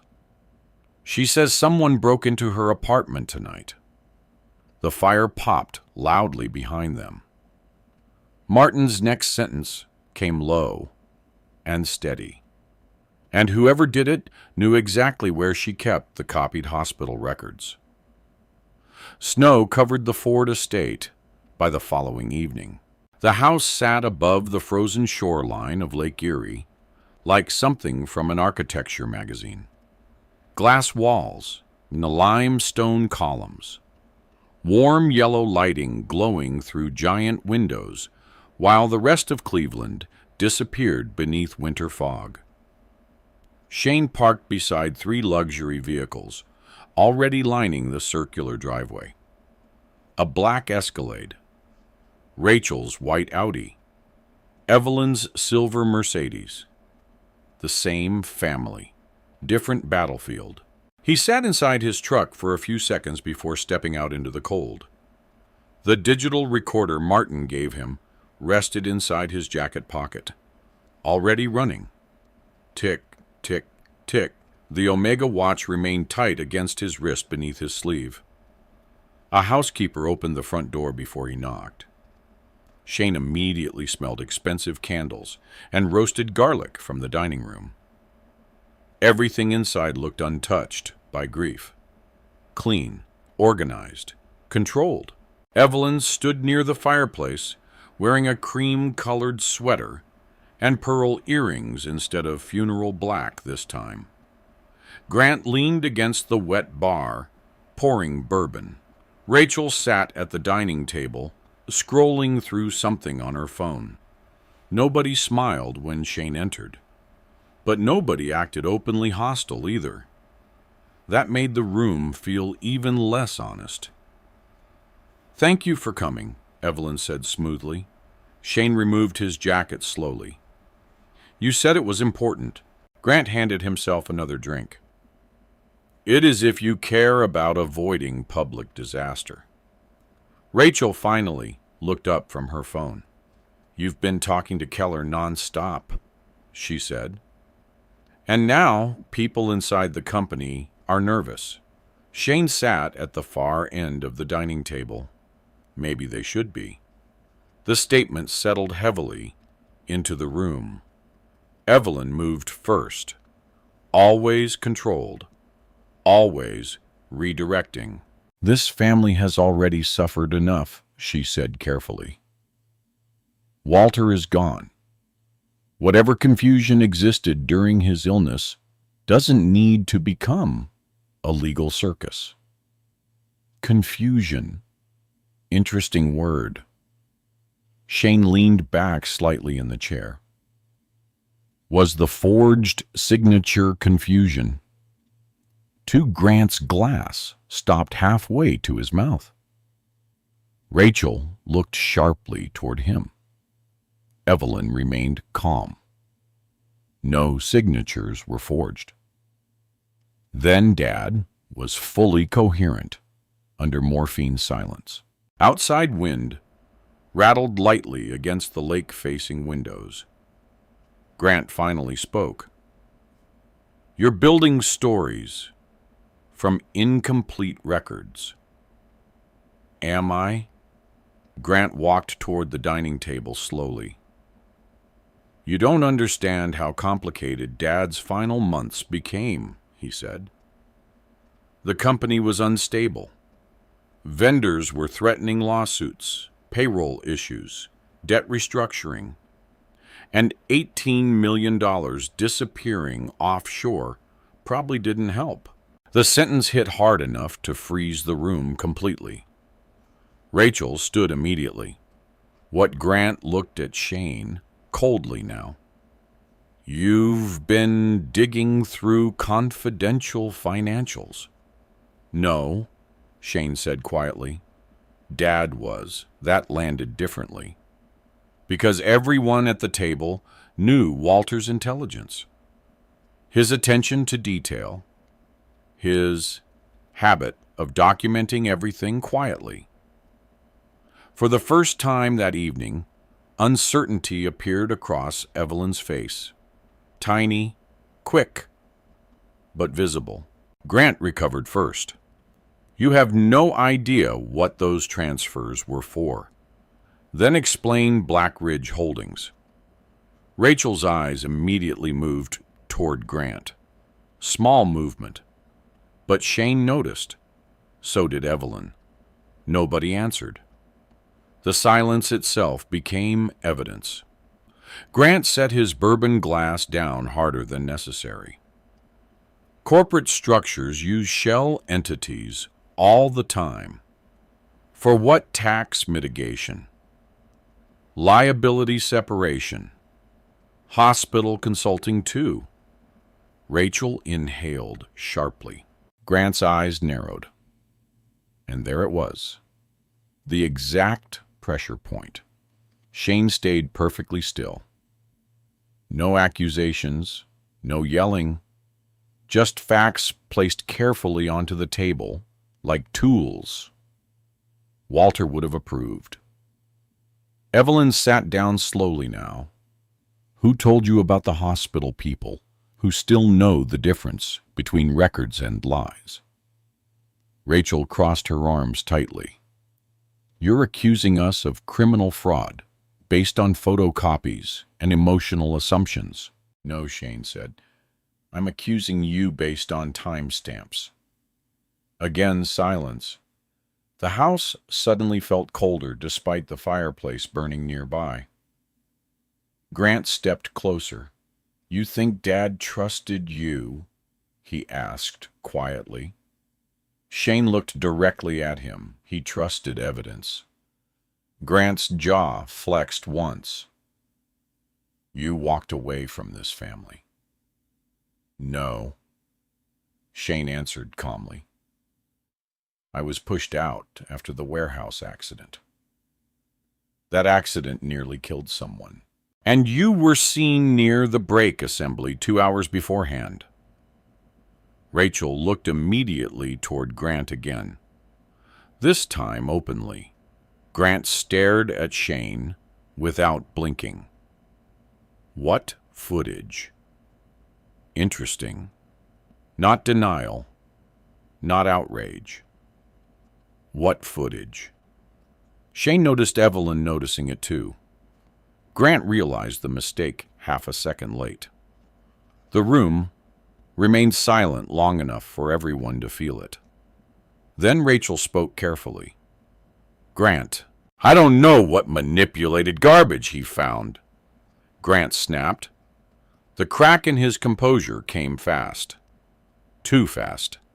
Shane watched him carefully now. Grant always controlled rooms through volume and certainty.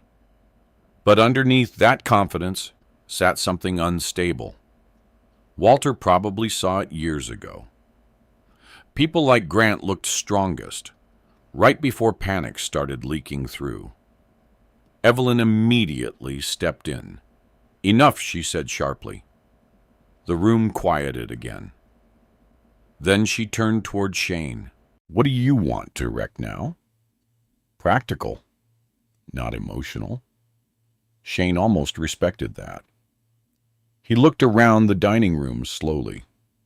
Family portraits lined the far wall. Walter shaking hands beside governors. Walter at factory openings. Walter beside Grant at business conferences. Only one photo included Shane. He looked about 16 in it. Standing in the background of Walter's workshop, wearing welding gloves. Evelyn followed his gaze. Walter made mistakes with all of you, she said quietly. No, Shane answered. He made calculations. That sentence changed something.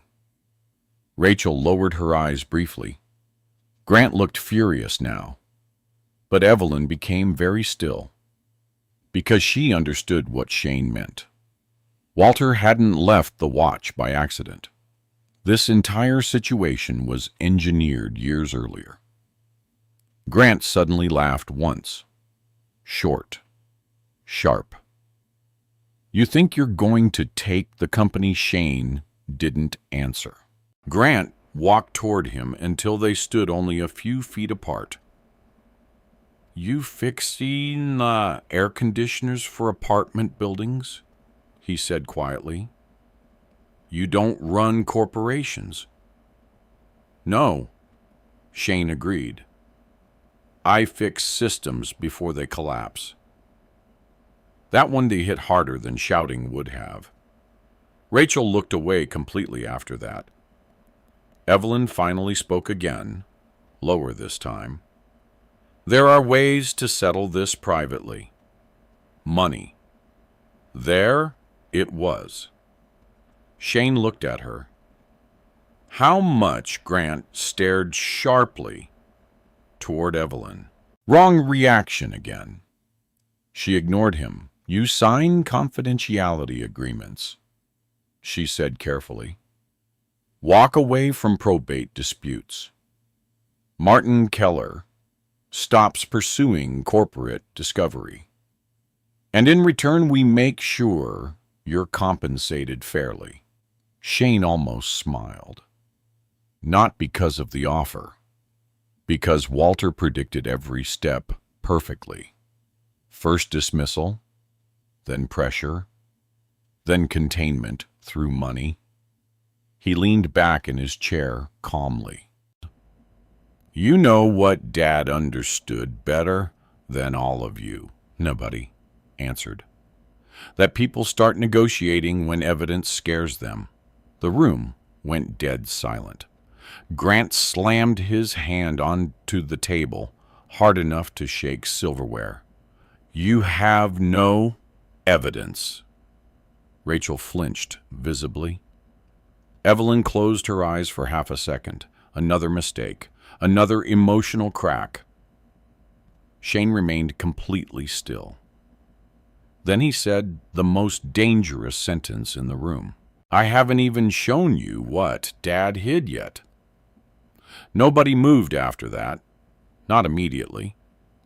But Shane saw it happen. Real fear, not about losing arguments. About not knowing what Walter Ford left behind. Grant recovered first. Barely. You're bluffing. Maybe.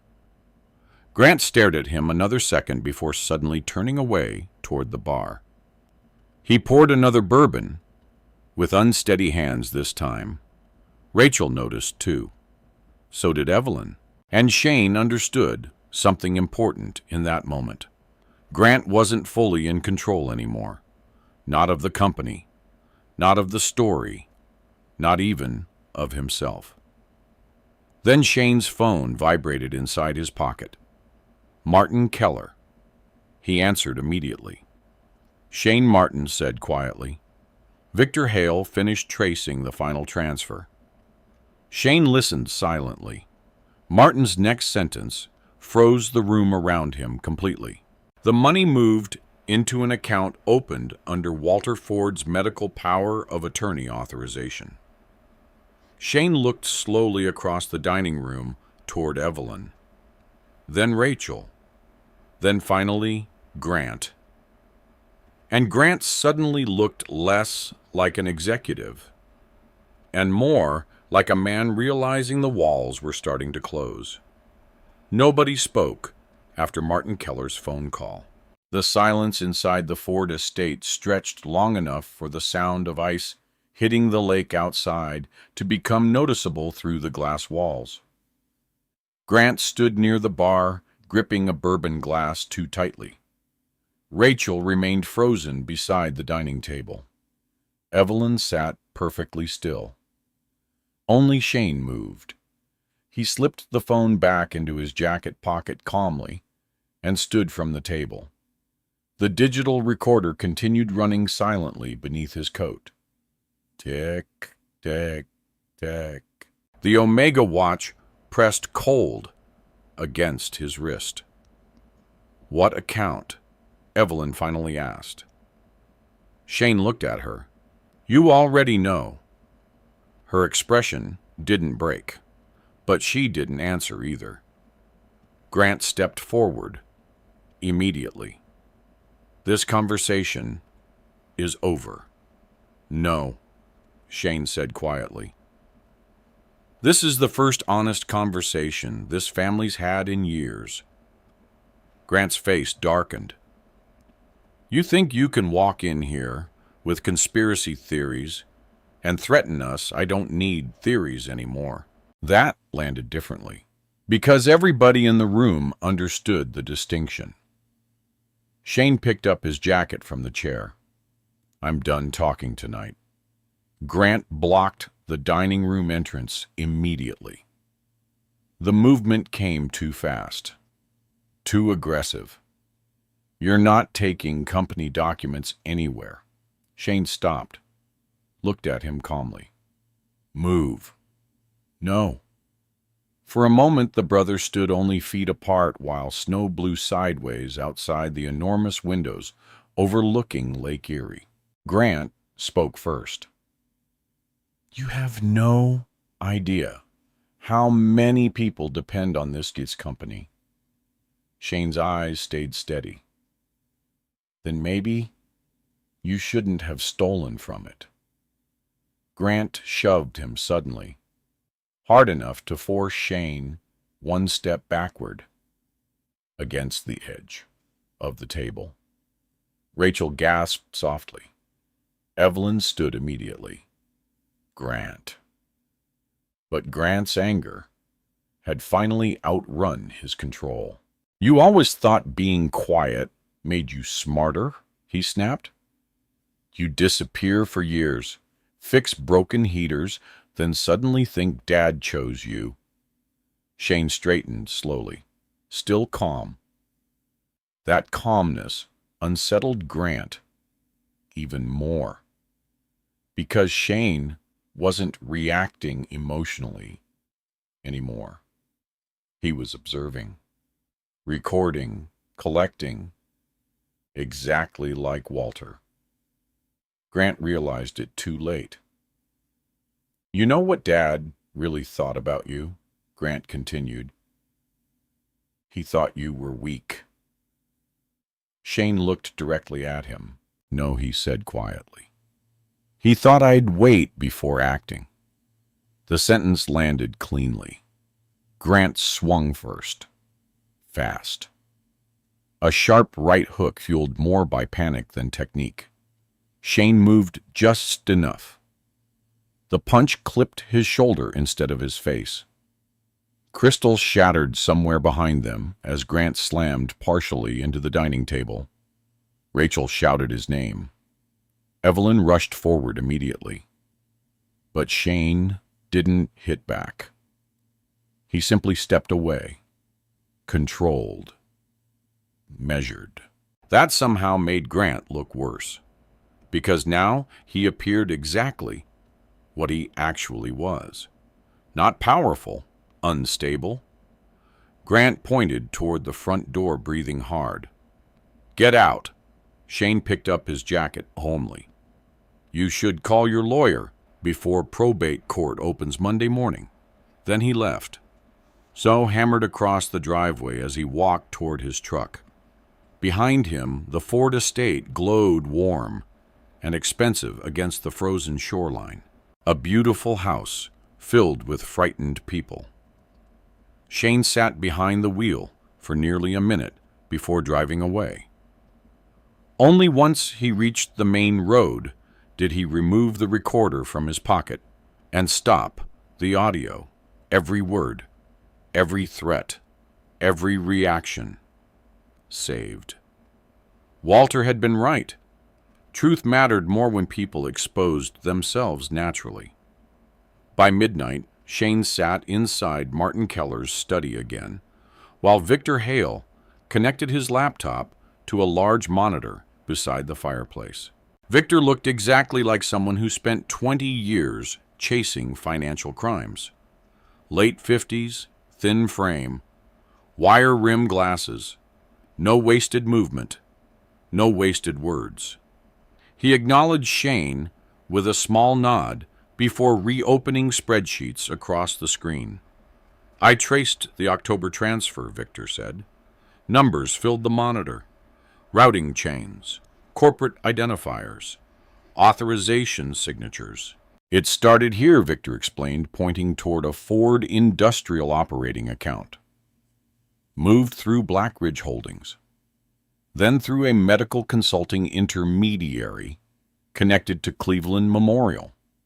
Michael Terrence Shane asked. Victor looked surprised, briefly. You know the name? We've heard it. Victor nodded once. After the hospital intermediary account, the funds moved into a Cayman holding structure. He clicked another file open. But this is where things became interesting. A scanned authorization document appeared. Walter Ford Medical Power of Attorney Authorization. Signed electronically. Time-stamped October 14th, 9:03 p.m. Exactly during Walter's ICU medication window. Victor zoomed further into the metadata. Digital signatures leave fingerprints, he said calmly. IP access points. Device identifiers. Login routing. Another window appeared beside the authorization. Login location. Ford Industrial Executive Office. Shane stared at the screen silently. Not the hospital. The company office. Grant. Victor adjusted his glasses. Whoever executed the transfer used credentials linked to your father's executive authorization privileges. But the login came from company headquarters. Martin leaned forward slowly. That alone may establish fraudulent execution. Victor nodded. Combined with altered medication records. Yes. Shane remained quiet. Not because the information shocked him anymore, because the structure finally looked complete. The hospital. The forged authorizations. The offshore accounts. The shell company. Years of careful extraction hidden behind corporate paperwork. Walter hadn't imagined it. He documented it. Victor opened another file. This is where it gets worse. The spreadsheet showed maintenance reduction schedules across Ford industrial plants.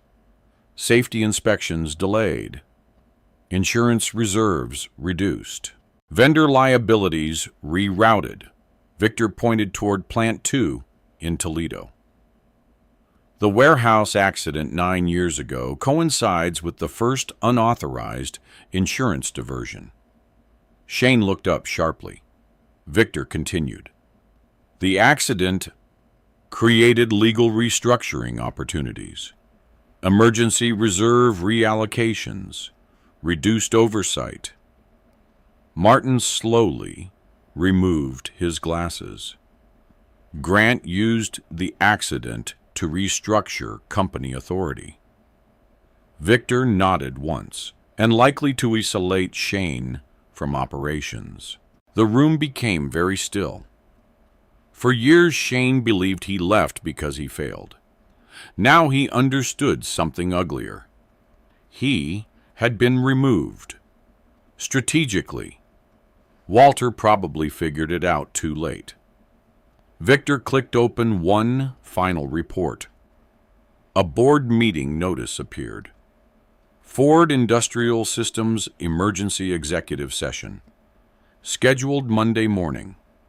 Purpose sale. Authorization vote. Shane frowned slightly. Sale of what? The company Victor answered. Martin stood immediately. No. Victor nodded grimly. Grant's trying to liquidate controlling assets before formal probate litigation begins. Everything accelerated suddenly. That explained the dinner. The panic, the pressure. They weren't just protecting reputations anymore. They were running out of time. Martin walked toward the fireplace slowly. If Grant sells majority operational divisions before the trust challenge activates, he buries evidence inside acquisition restructuring. Victor finished. Shane leaned back in the chair quietly. Outside, snow continued falling across Cleveland. Inside the study, Walter's entire final strategy suddenly became visible. The watch. The hidden trust addendum. The evidence trail. He never intended Shane to fight emotionally. He intended him to survive long enough for systems to work. Victor closed the laptop halfway. There's one advantage, he said. What the board doesn't fully trust Grant anymore. Martin looked up. Victor continued. Several members know the company's financials stopped making sense after Walter's second stroke. Can we stop the sale? Victor looked directly at Shane now. Yes. How Victor slid a folder across the desk.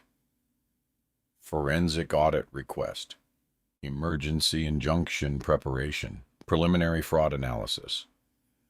You walk into that board meeting Monday morning, Victor said calmly, and force them to look at the numbers before Grant controls the narrative. Martin nodded slowly. And once official review begins, the trust addendum activates, meaning Walter's contingency finally becomes legal. Shane looked down at the Omega watch again. His father built all of this silently, while everyone around him underestimated him. Maybe because quiet men often looked harmless right before they changed everything. Then Martin's phone buzzed again sharply. He checked the screen. His expression hardened immediately. What now? Victor asked. Martin looked toward Shane. That was probate court. A pause.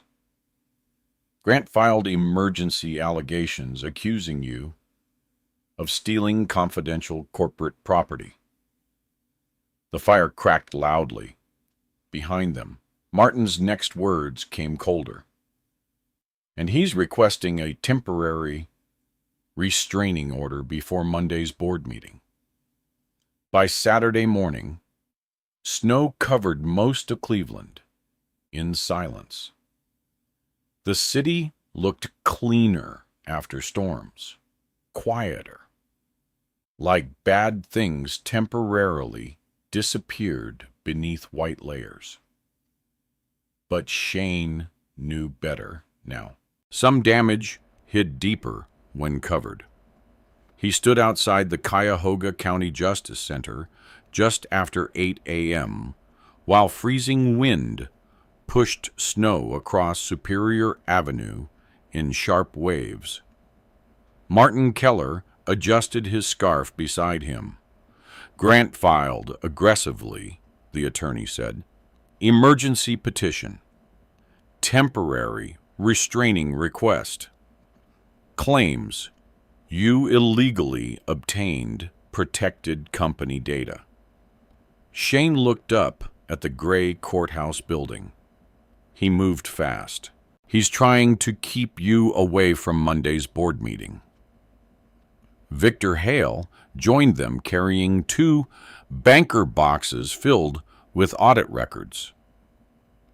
And if the restraining order sticks, Victor added Grant gets 48 uninterrupted hours to finalize the sale process. Meaning, evidence could disappear, accounts could close, documents could be buried inside corporate restructuring. Walter probably predicted this too. Inside the courthouse, everything smelled like wet coats, floor polish, and burnt coffee from vending machines. The emergency hearing lasted less than 40 minutes. Grant arrived with 2 attorneys from Chicago, wearing dark tailored suits and expressions polished by expensive billable hours. Rachel sat behind them quietly. Evelyn did not attend. Interesting. Grant avoided looking directly at Shane while the judge reviewed preliminary filings. But Shane noticed something else. Grant looked exhausted, not physically, mentally. People carrying lies for too long developed a certain tension around the eyes. Constant calculation, constant anticipation. Martin presented calmly. No emotional speeches, just facts. Shane possessed no original company servers, no unauthorized database access, no stolen hard drives, only copied records tied directly to estate review and trust execution procedures. The judge denied Grant's emergency restraining request within minutes. Insufficient basis, but she scheduled a formal evidentiary hearing for later that week. Temporary victory, nothing more. Outside the courtroom, Grant approached Shane near the elevators while attorneys spoke privately down the hallway. "You think this changes anything?" Grant asked quietly. Shane buttoned his coat against the cold. "I think you're running out of time." Grant smiled faintly, but the confidence looked thinner now. "You still don't understand how businesses survive." "No," Shane answered. "I understand how they die." Grant's jaw tightened again. Then Rachel appeared beside him, carrying folders against her chest. For a second, she looked like she wanted to say something. Instead, she simply avoided Shane's eyes completely. That bothered him more than hostility would have. The siblings rode the elevator down in silence. 3 people standing together, who no longer felt remotely like family. Outside, reporters already waited near the courthouse steps after hearing rumors about internal Ford industrial disputes. Grant immediately turned away toward his Escalade. Rachel followed halfway before stopping unexpectedly. "Grant," she said. He looked back impatiently. "We need to talk later." Something in her tone made him pause, but only briefly. Then he nodded once and left. Rachel remained standing near the courthouse entrance, while snow drifted around them. Shane started walking toward his truck. "Shane." He stopped. Rachel approached slowly, close enough now for him to see dark circles beneath her eyes. "You shouldn't trust Martin Keller completely," she said quietly. "Interesting opening. Why?" "Because Dad hid things from everybody, even him." Shane studied her carefully. "Were you there the night the documents got signed?" Rachel looked away immediately toward the street traffic. "That's not simple." "It's simple enough for timestamps." She crossed her arms tighter. "You think you're the only person Dad manipulated?" The sentence landed strangely. Not defensive. Tired. Rachel looked suddenly less like a corporate attorney and more like someone trapped inside a collapsing structure. "Grant told me the transfers were temporary," she said quietly. "He said the company was protecting assets during acquisition negotiations." "Did you believe him?" "At first."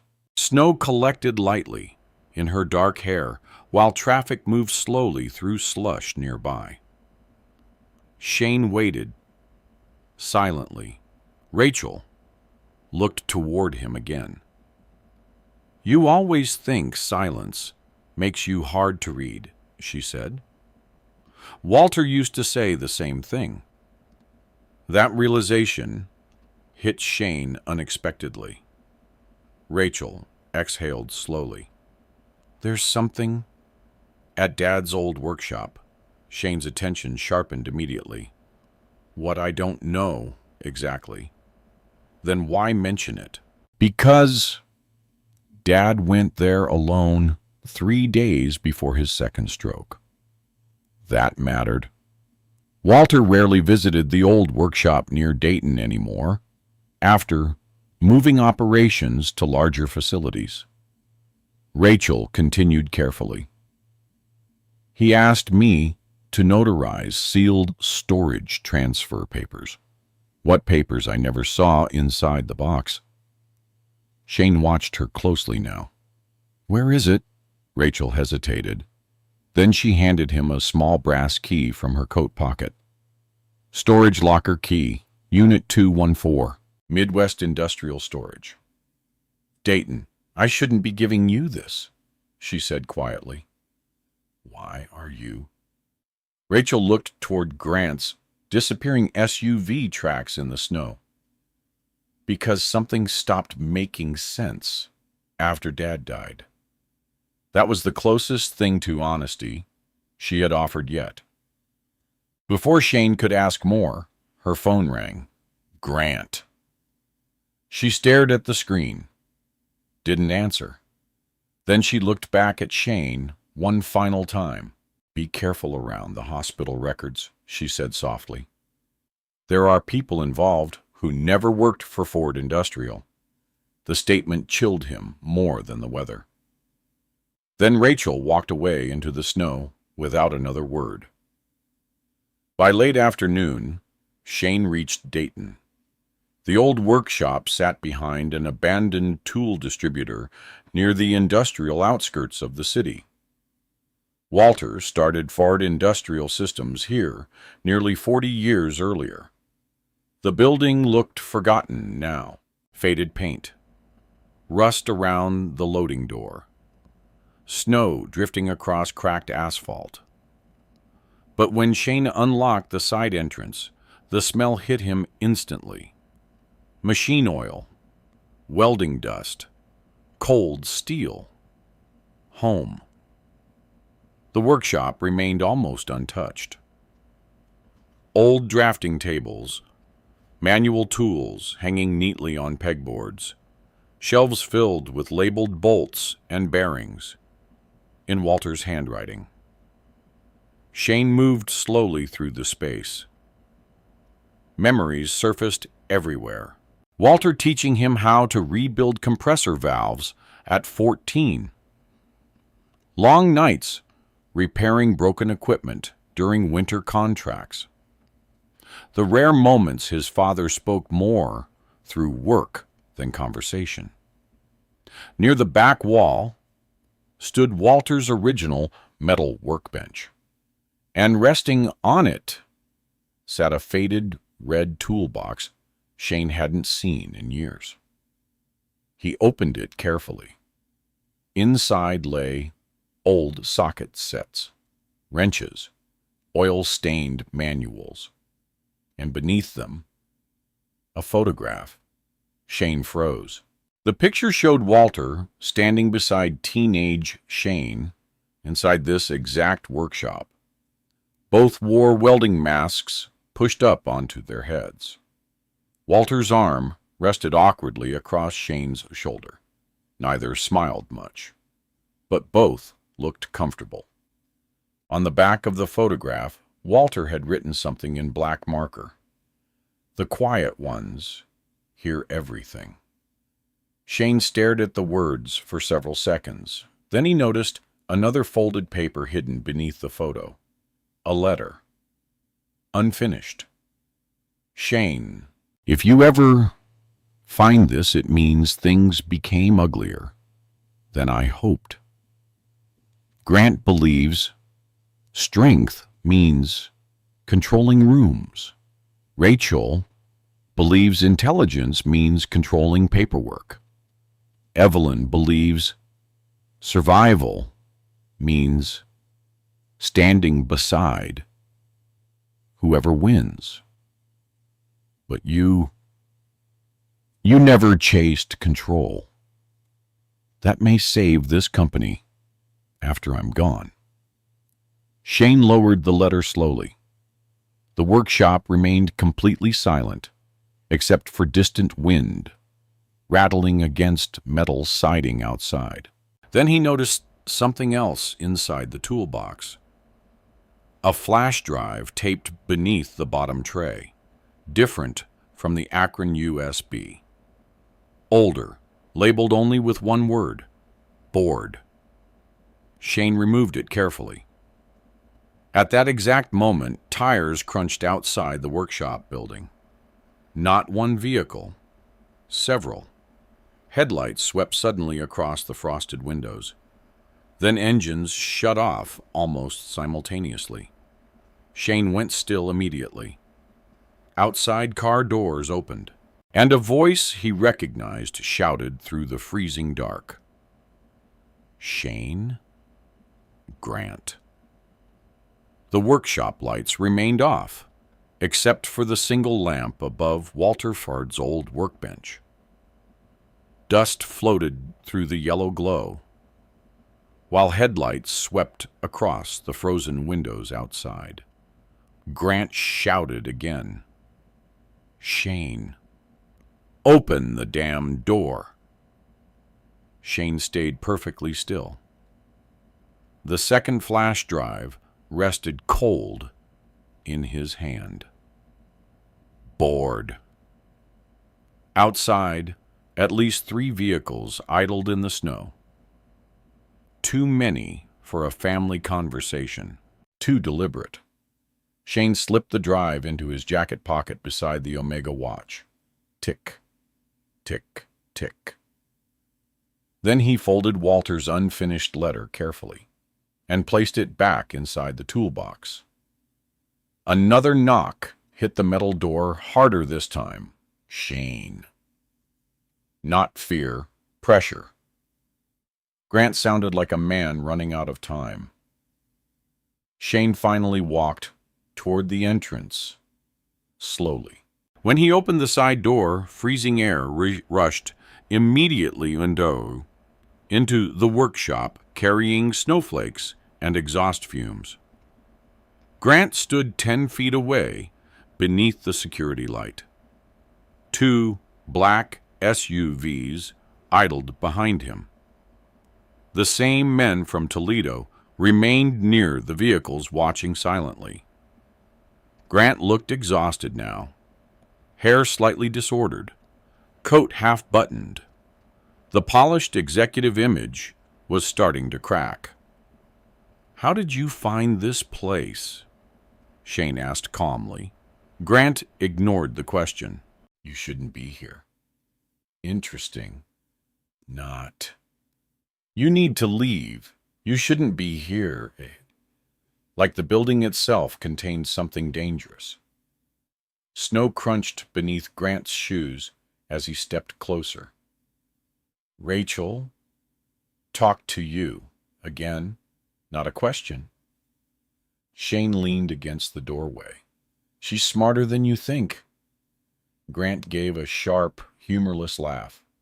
"No, Rachel's emotional. Dad always knew that." Shane watched him carefully. Even now, Grant framed everything as strengths and weaknesses, assets and liabilities. Human beings translated into management language. Walter probably saw that years ago, too. Grant glanced past Shane into the workshop interior.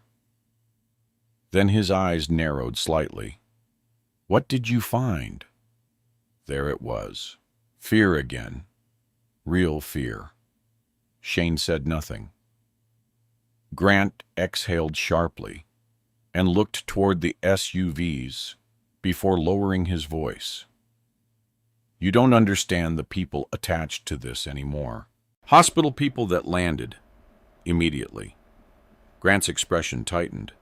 Shane continued. "Michael Terrence, offshore accounts, medical authorization transfers." Snow blew sideways across the empty industrial street. The 2 men near the SUVs exchanged quick glances. Grant noticed Shane noticing them. Then he stepped even closer. You need to stop talking to hospital staff. Why? Because some of them won't hesitate to protect themselves. Not denial again. Warning. Grant kept accidentally confirming things every time panic pushed him too fast. Shane looked directly at him. Did Dad know? For the first time all night, Grant looked away. Toward the dark workshop windows. Toward the snow-covered parking lot. When he finally answered, his voice sounded quieter. He knew enough to become a problem. The sentence sat heavily between them. Not just business anymore. Not greed alone. Walter became a problem. Shane felt something inside him settle colder after hearing that. Not rage. Clarity. Grant rubbed one hand across his mouth tiredly. You think I wanted any of this? You signed the transfers. I kept the company alive. At what cost? Grant laughed again. This time, it sounded genuinely exhausted.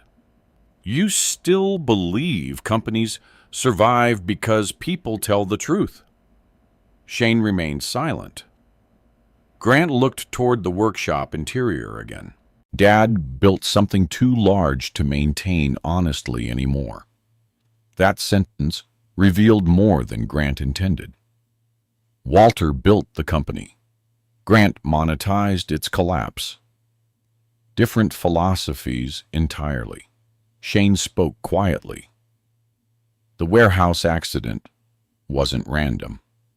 Grant froze slightly. Only slightly. But enough. You have footage, he said. Again, not a question. Shane said nothing. Grant closed his eyes briefly. When he opened them again, the anger seemed thinner, almost replaced by resignation. That worker would have bankrupted the company, he muttered. The cold air between them suddenly felt heavier. You sabotaged the brake system, Shane said quietly. Grant's silence confirmed everything. No dramatic confession. No shouting. Just a man too tired to keep denying what another man already understood. Shane stared at him. 9 years. 9 years. Carrying blame that never belonged to him. Grant looked back toward the SUVs again nervously, then lowered his voice further. You need to leave Cleveland for a while. Why? Because once this hits court officially, nobody controls what happens next. Shane's eyes narrowed slightly. Nobody. Grant looked toward the workshop ceiling, as if searching for patience. There are investors tied into Blackridge, he said quietly. Medical contracts, procurement chains, political donations. You sold Dad's company into that. I stabilized it. The words sounded pathetic now. Grant suddenly stepped closer again. Listen carefully. If you walk into Monday's board meeting with those files, they'll destroy you personally before anything reaches trial. Shane almost smiled. Dad thought you'd say that. Grant's expression shifted immediately. What else did he leave? There it was again. Not grief over Walter. Fear of what Walter prepared. Shane reached into his pocket slowly. Grant tensed instantly. But Shane only removed the Omega watch slightly from beneath his sleeve. The scratched steel reflected pale security light. Walter's watch. Grant stared at it silently. Funny thing, Shane said quietly. Everyone laughed at this during the will reading. Grant didn't answer. Dad trusted this more than he trusted any of you. Snow continued falling around them. Then one of the men near the SUVs suddenly approached. Large build, dark coat, military posture. "Grant," he said low enough that Shane barely heard. "We need to go." Grant looked irritated immediately. 5 minutes. "No," the man answered firmly. "Now." That changed the atmosphere instantly. Because Grant actually listened. Not like an executive. Like someone subordinate. The realization sharpened something dangerous inside Shane's mind. Grant wasn't leading this alone anymore. The man glanced toward Shane briefly. Cold eyes. Professional eyes. Then he looked toward the workshop interior. Did he get inside? Grant hesitated half a second too long. The man noticed. So did Shane. The stranger took one step closer toward the doorway. "Mr. Ford," he said calmly to Shane, "you should stay out of property disputes that don't concern you." Property disputes. Interesting phrasing. Not family matters. Not inheritance. Property. Shane looked directly at him. "My father built this place." The man's expression didn't change. "Exactly," he said. That answer carried weight Shane couldn't fully identify yet. Grant moved quickly after that. "We're leaving." The stranger kept watching Shane another moment before finally stepping back toward the SUV's engines remained running. "Ready." Grant lingered only briefly near the doorway. Then he spoke quietly enough that the others couldn't hear. "Rachel doesn't know everything," he said. Shane waited. Grant swallowed once. "Dad found something bigger than company theft before he died." That sentence changed everything again. Shane's attention sharpened immediately. What Grant looked genuinely conflicted now. Then headlights suddenly flashed at the end of the street. Another vehicle approaching fast. The stranger near the SUVs reacted instantly. "Move." Everything accelerated. Doors slammed. Engines revved. Grant looked once more toward Shane. "You should have taken the watch and walked away," he said quietly. Then the SUVs pulled up out into the snowy street, just as another car turned the corner sharply toward the workshop. Martin Keller's sedan. The attorney stepped out immediately after arriving. One of Victor's contacts called. He said breathlessly, "We need to leave. Now." Shane looked back toward the disappearing SUVs. What happened? Martin's face looked pale beneath the falling snow. Victor Hale's office was broken into an hour ago. The workshop suddenly felt much less abandoned, much less forgotten. Martin continued quickly. "Hard drives are missing. Filing cabinets forced open." Was Victor there? Numb. But whoever did it knew exactly what they were searching for. Shane glanced once more toward Walter's old workbench inside the building, toward the hidden flash drive in his pocket, toward decades of quiet preparation his father left behind. Then Martin said the sentence that changed the direction of everything. "Shane, the board meeting isn't the real target anymore." A pause. "They're trying to erase the entire evidence chain before court opens." They drove back to Cleveland. Before dawn. Snow, hammered the interstate hard enough to erase lane markings in places, forcing Martin Keller to grip the steering wheel tightly as trucks crawled through the storm, with hazard lights blinking. Shane sat silently in the passenger seat. The flash drive labeled board remained inside his jacket pocket. Walter's final hidden piece. Tick, tick, tick. The Omega watch continued moving steadily beneath his sleeve. Martin glanced toward him briefly. What did Grant say? Not enough. That usually means he said something important. Shane looked through the windshield at the white blur swallowing the highway ahead. He admitted the warehouse accident wasn't random. Martin's hands tightened slightly on the wheel. God. He also implied the company theft connected to people outside Ford Industrial. Martin nodded slowly. I was afraid of that. Shane turned toward him. How deep does this go? Martin remained quiet for several seconds. Then your father started suspecting procurement, fraud tied to hospital construction contracts 3 years ago. That caught Shane's attention immediately. Martin continued carefully.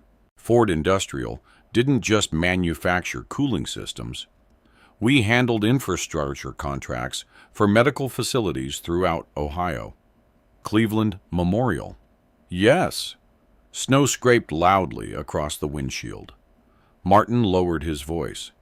Walter believed inflated maintenance contracts were being used to move money through legitimate infrastructure projects. Laundering. Martin didn't answer directly, but silence confirmed enough. By 4:12 a.m., they reached Victor Hale's office building near downtown Cleveland. Police tape blocked the front entrance.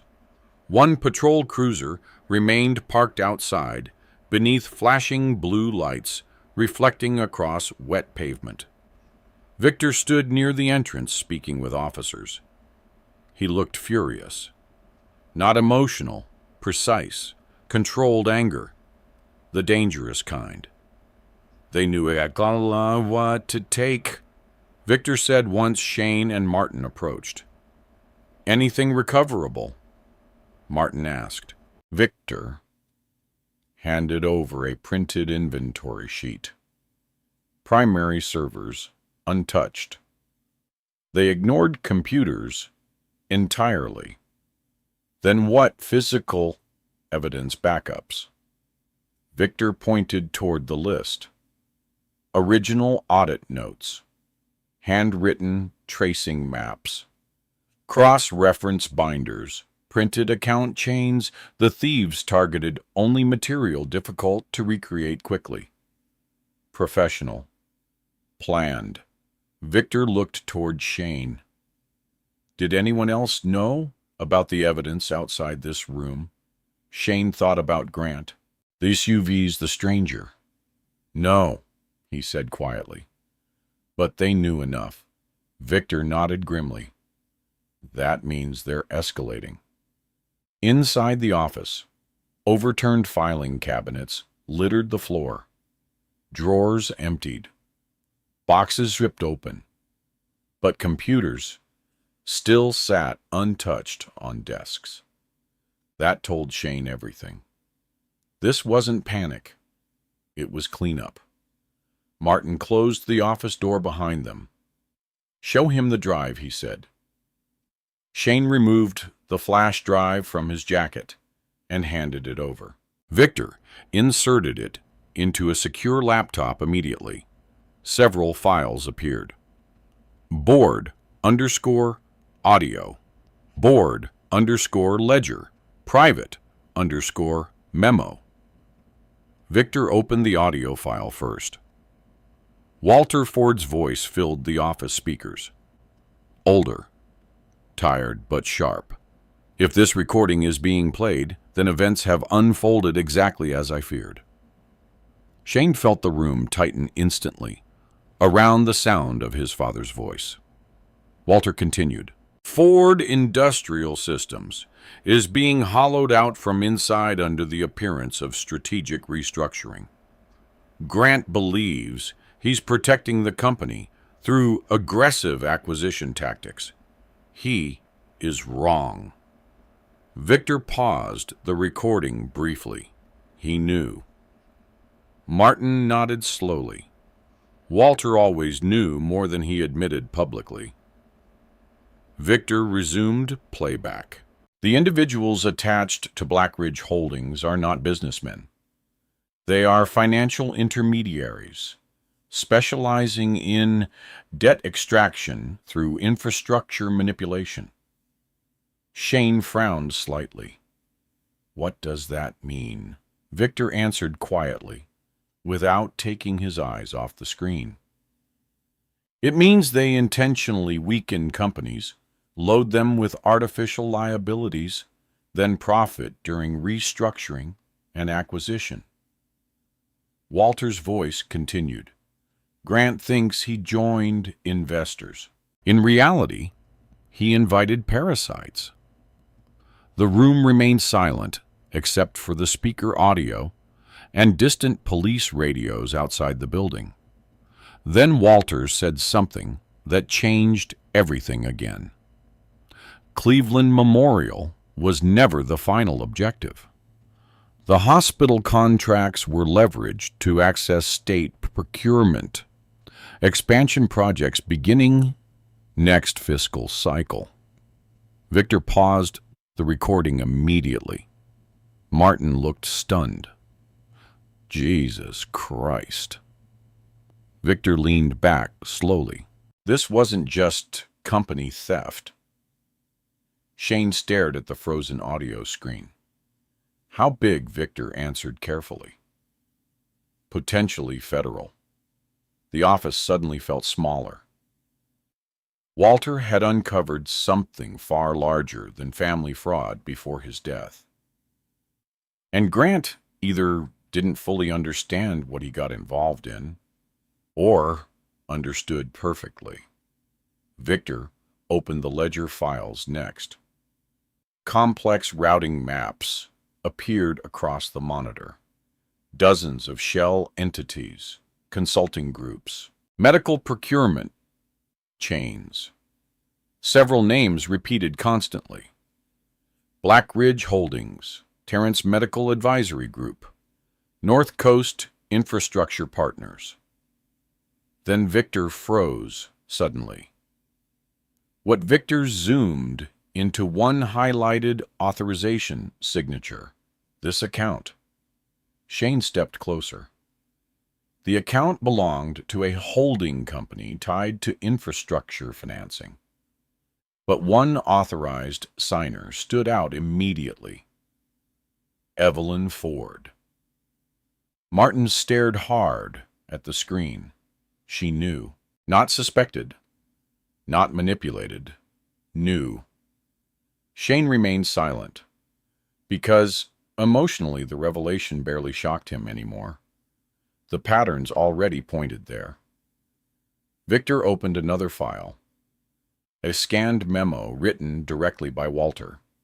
If Shane receives this, trust him with operational control immediately. He still understands the difference between building something and exploiting it. Martin rubbed a hand slowly across his face. Walter prepared for war. No, Shane said quietly. Everyone looked toward him. He prepared for systems. That was the important difference. Walter never trusted emotions to win. He trusted records, timelines, procedure. Victor suddenly turned the monitor toward them again. There's more. A board voting schedule appeared on screen. Monday morning, 9 a.m. Emergency Executive Authorization Session. Acquisition Vote. Victor pointed toward the listed attendees. 2 board members already intended voting for the sale. 3 remained undecided. If Grant secures one more vote, Victor explained the acquisition proceeds before probate litigation freezes the structure. Martin looked toward Shane immediately. You need those undecided votes. How Victor opened financial summaries by showing them enough evidence to scare them legally. That made sense. Board members protected themselves first. Always. Especially when fraud investigations approached. Then Victor's phone buzzed sharply. He answered immediately. His face changed within seconds. What happened? Martin asked. Victor lowered the phone slowly. That was Dana Mercer. Shane's attention sharpened instantly. Victor continued. Hospital administration suspended her access badge tonight. Retaliation. Clean up again. Donna talked. Now consequences arrived. Victor's jaw tightened. She says internal auditors are already modifying archived ICU logs, destroying evidence in real time. Martin looked toward Shane. We're running out of space between discovery and erasure. Shane looked down at Walter's watch. Tick, tick, tick. His father understood this phase would come, the point where people stopped pretending, where systems either protected truth or buried it permanently. Victor suddenly minimized the financial spreadsheets and opened the final file on Walter's drive. A video recording appeared. Time stamped. 11 days before Walter died. Walter sat alone in his office, older, weaker, but his eyes remained sharp. He looked directly into the camera. Shane, if you're seeing this, then I failed to stop them quietly. The office became completely still. Walter continued. I know people think Grant is the danger. He isn't. He's only the doorway. A long pause. Then Walter said the sentence that froze all three men in the room. The real money started moving after someone inside Cleveland Memorial realized dying patients create perfect legal timing windows. Victor slowly stopped the video. Nobody spoke. Outside the office, snow continued falling across Cleveland, while police lights flashed against frozen streets. Inside, the entire shape of the story finally changed. This was never only about inheritance, or greed, or family betrayal. Walter Ford died while uncovering a system that used illness itself as opportunity. And now Shane understood exactly why his father hid everything inside a scratched old watch instead of trusting anyone alive. Then Martin's phone rang again. Unknown number. He answered cautiously, listened. His face hardened instantly. What is it? Shane asked. Martin lowered the phone slowly. That was one of the Ford Industrial Board members. A pause. He says Grant moved the acquisition vote up. Victor frowned. To when Martin looked directly at Shane. 8 o'clock tomorrow morning. Ford Industrial Systems headquarters overlooked the frozen Cuyahoga River like a monument built for stronger years. By 7:12 a.m. Monday morning, black sedans ready lined the executive parking lot while snow drifted across the glass entrance in thin waves. Inside the boardroom, lights burned bright.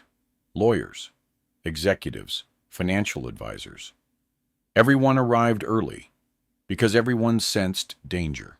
Shane stepped out of his pickup wearing the same dark work jacket he used for HVAC calls across Cleveland. Victor Hale carried 2 hard cases behind him. Martin Keller walked beside them, holding a thick binder marked trust activation materials. The Omega watch remained steady against Shane's wrist. Tick, tick, tick. Security stopped them immediately inside the lobby. "Board meeting is restricted today," the guard said nervously. Martin handed over legal paperwork calmly. "Not anymore." The guard scanned the documents. His expression changed instantly. Then he stepped aside. People inside the elevator avoided eye contact during the ride to the executive floor. Rumors had already spread through the building. Fraud, probate disputes, hospital investigations.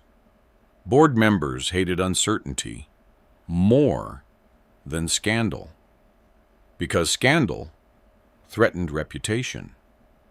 Uncertainty threatened money.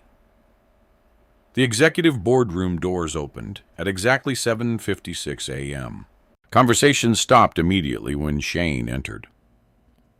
Grant stood near the far end of the room, beside a projection screen displaying acquisition documents for something called North Point Infrastructure Group. Rachel sat silently near the legal team. Evelyn remained near the windows overlooking the river, dressed in dark gray instead of black. Now, none of them looked surprised to see Shane anymore. Only tense. That mattered, because disbelief had finally disappeared. Now they understood the threat was real. Grant recovered first. "This meeting is private." Martin stepped forward. "Not under the Walter Ford Trust contingency clause." Several board members looked up sharply. One older director removed his glasses. "What contingency clause?" Victor placed hard cases directly onto the conference table. Grant's face tightened immediately. "Martin," he said carefully, "you're making a serious mistake." "No?" Martin answered quietly. Walter Ford prepared for one. The room remained still. Then Shane finally spoke. "Before any acquisition vote happens," he said calmly, "the board deserves to understand why company assets have been disappearing through fraudulent transfer chains tied to hospital procurement contracts. Silence. Not dramatic silence. Dangerous silence. The kind built from executives realizing lawyers might eventually subpoena everything in the room." Grant stepped forward sharply. "These accusations are baseless." Victor opened one hard case. Inside sat organized audit binders, timestamp reports, banking metadata charts, and transfer maps. Not emotional claims. Evidence. Board members immediately leaned forward, because numbers frightened corporate people more than shouting ever could. Victor connected a laptop to the projector. The acquisition presentation disappeared. Walter Ford's financial tracing charts replaced it. Blackridge Holdings, LLC. Offshore transfers. Medical intermediary accounts. Digital authorization records. One board member whispered softly, "Jesus Christ." Grant looked toward the projector with visible fury now. These are manipulated interpretations. Victor zoomed into the authorization metadata. The October 14th transfer originated from executive office credentials, while Walter Ford was medically incapacitated in ICU care. Rachel closed her eyes briefly. Evelyn remained motionless near the windows. Victor continued calmly. "We also recovered altered medication timestamps from Cleveland Memorial records."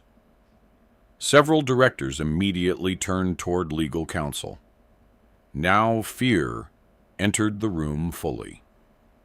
Not moral outrage, liability. Martin placed another document onto the table.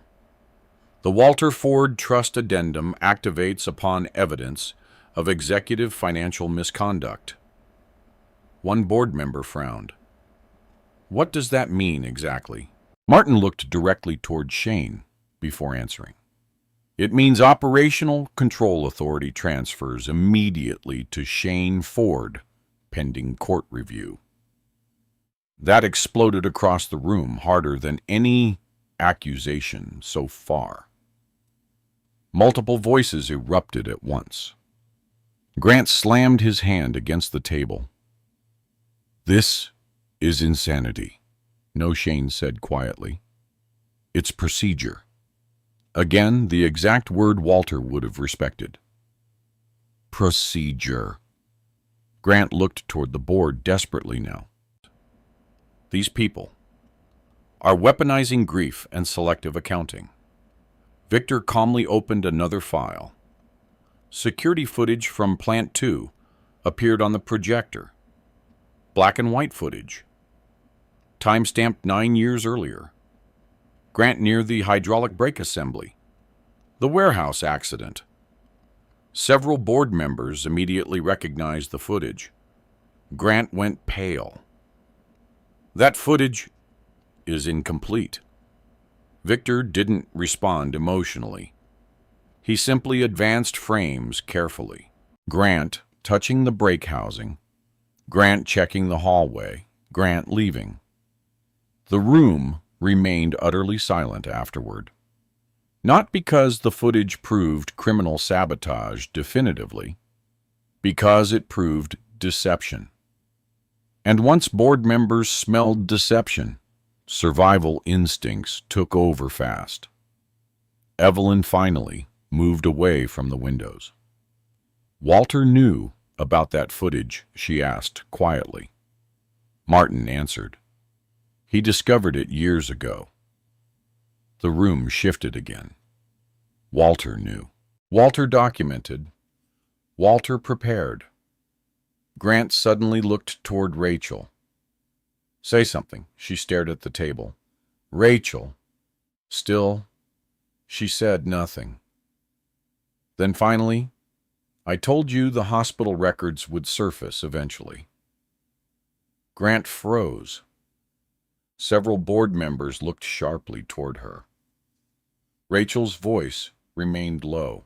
I thought we were stabilizing temporary liquidity issues, she said quietly. I didn't know the transfers expanded beyond infrastructure restructuring until after Dad's second stroke. Grant stared at her in disbelief. You're doing this here? Rachel looked up slowly. You should have stopped. That sentence destroyed him more than the audits did. Because betrayal only hurt when it came from people still standing beside you. Grant stepped backward slowly. For the first time all morning, he looked genuinely alone. Victor opened Walter's final recorded message next. Walter appeared on screen, tired, but steady. If this message is playing publicly, then Shane followed instructions correctly. Board members listened silently. Walter continued. He understands patience. He understands systems. Most importantly, he understands that companies survive through trust, not extraction. Grant looked physically sick now. Walter's final words filled the boardroom softly. Do not mistake polished ambition for leadership. The video ended. Silence remained afterward. Snow drifted beyond the boardroom windows, overlooking Cleveland below. Finally, the oldest director at the table spoke. What exactly are our legal exposures here? There it was. Not family, not morality. Business reality. Victor answered directly. Potential fraud conspiracy, fiduciary violations, financial concealment, medical authorization, misconduct. Another director removed his wedding ring unconsciously while thinking. Shane noticed. People preparing psychologically for legal damage often touched personal objects without realizing it. Grant suddenly straightened again. Last attempt. You think giving the company to him fixes this? He pointed directly at Shane. He's not qualified. Shane looked at him calmly. You're right. The room quieted immediately. I'm not a corporate strategist, Shane continued. I'm a systems repair technician. Grant almost smiled. Then Shane finished. And every system I've repaired started with someone ignoring small failures until the structure collapsed. That landed perfectly. Because everyone in the room now understood Ford Industrial itself had become a failing system. Shane looked around the table slowly. My father built something real, he said quietly. You turned it into an extraction machine. Nobody interrupted, because now the evidence outweighed personalities. Martin finally slid the final trust activation document forward. Under the contingency provisions, he said, I'm formally requesting emergency suspension of executive authority pending probate review. The oldest board director looked toward the others, then toward Grant, then toward Shane. Outside, snow continued falling across the river below. Inside, decades of control balanced on a single decision. Finally, the director spoke. All executive transfer actions are suspended effective immediately. Grant stared at him. No. But nobody defended him anymore. The director continued. Pending investigation, operational authority transfers temporarily under trust supervision. He looked directly toward Shane. Mr. Ford, that means you. The room stayed silent after that. Not victorious, not triumphant, just exhausted. Because justice rarely sounded dramatic in real life.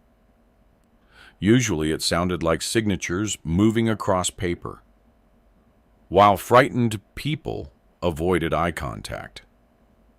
Grant slowly sat down in his chair. The polished executive mask, finally, gone.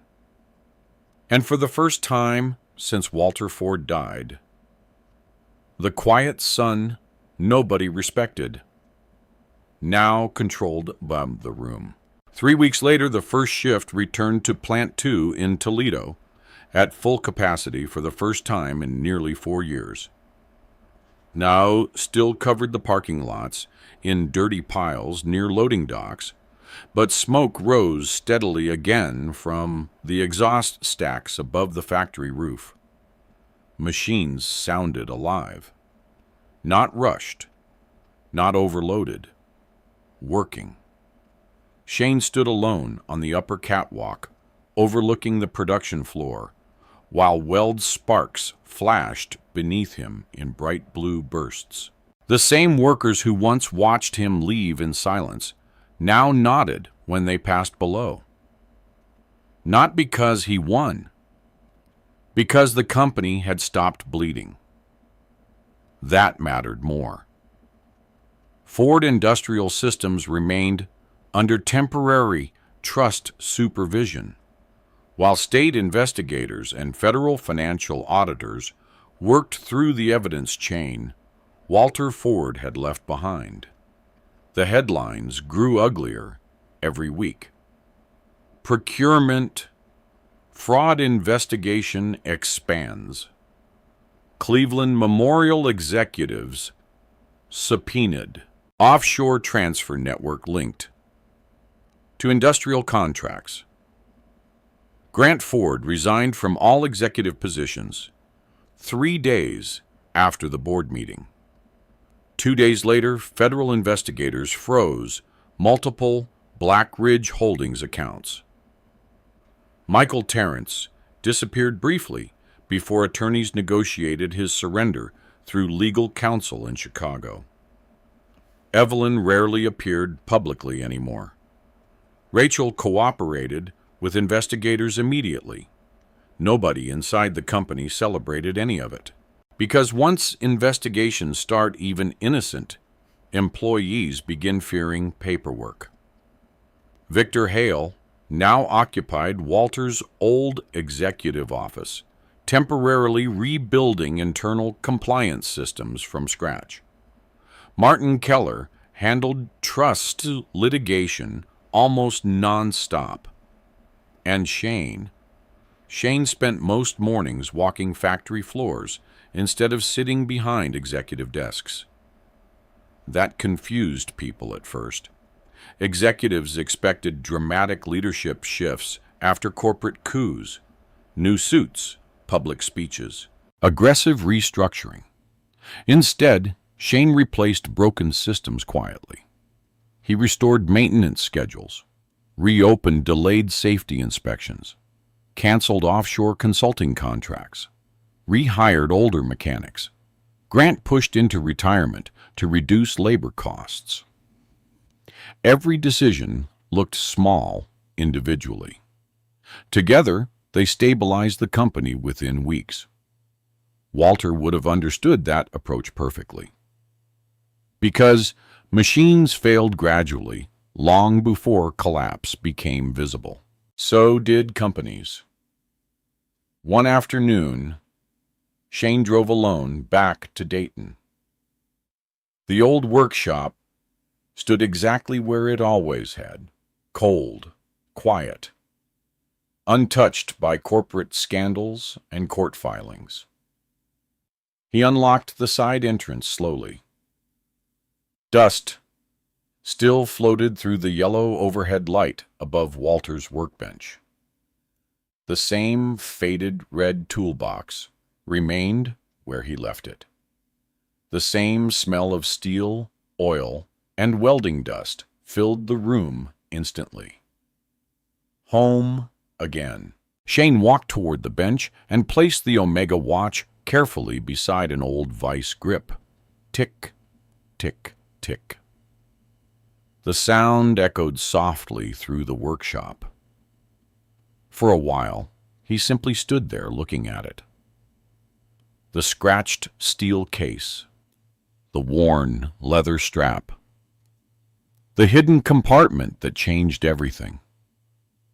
Everyone laughed at the watch during the will reading, because people always underestimated ordinary-looking things. Walter understood that too. A quiet sun, an old workshop, a scratched watch. Real value rarely announced itself loudly.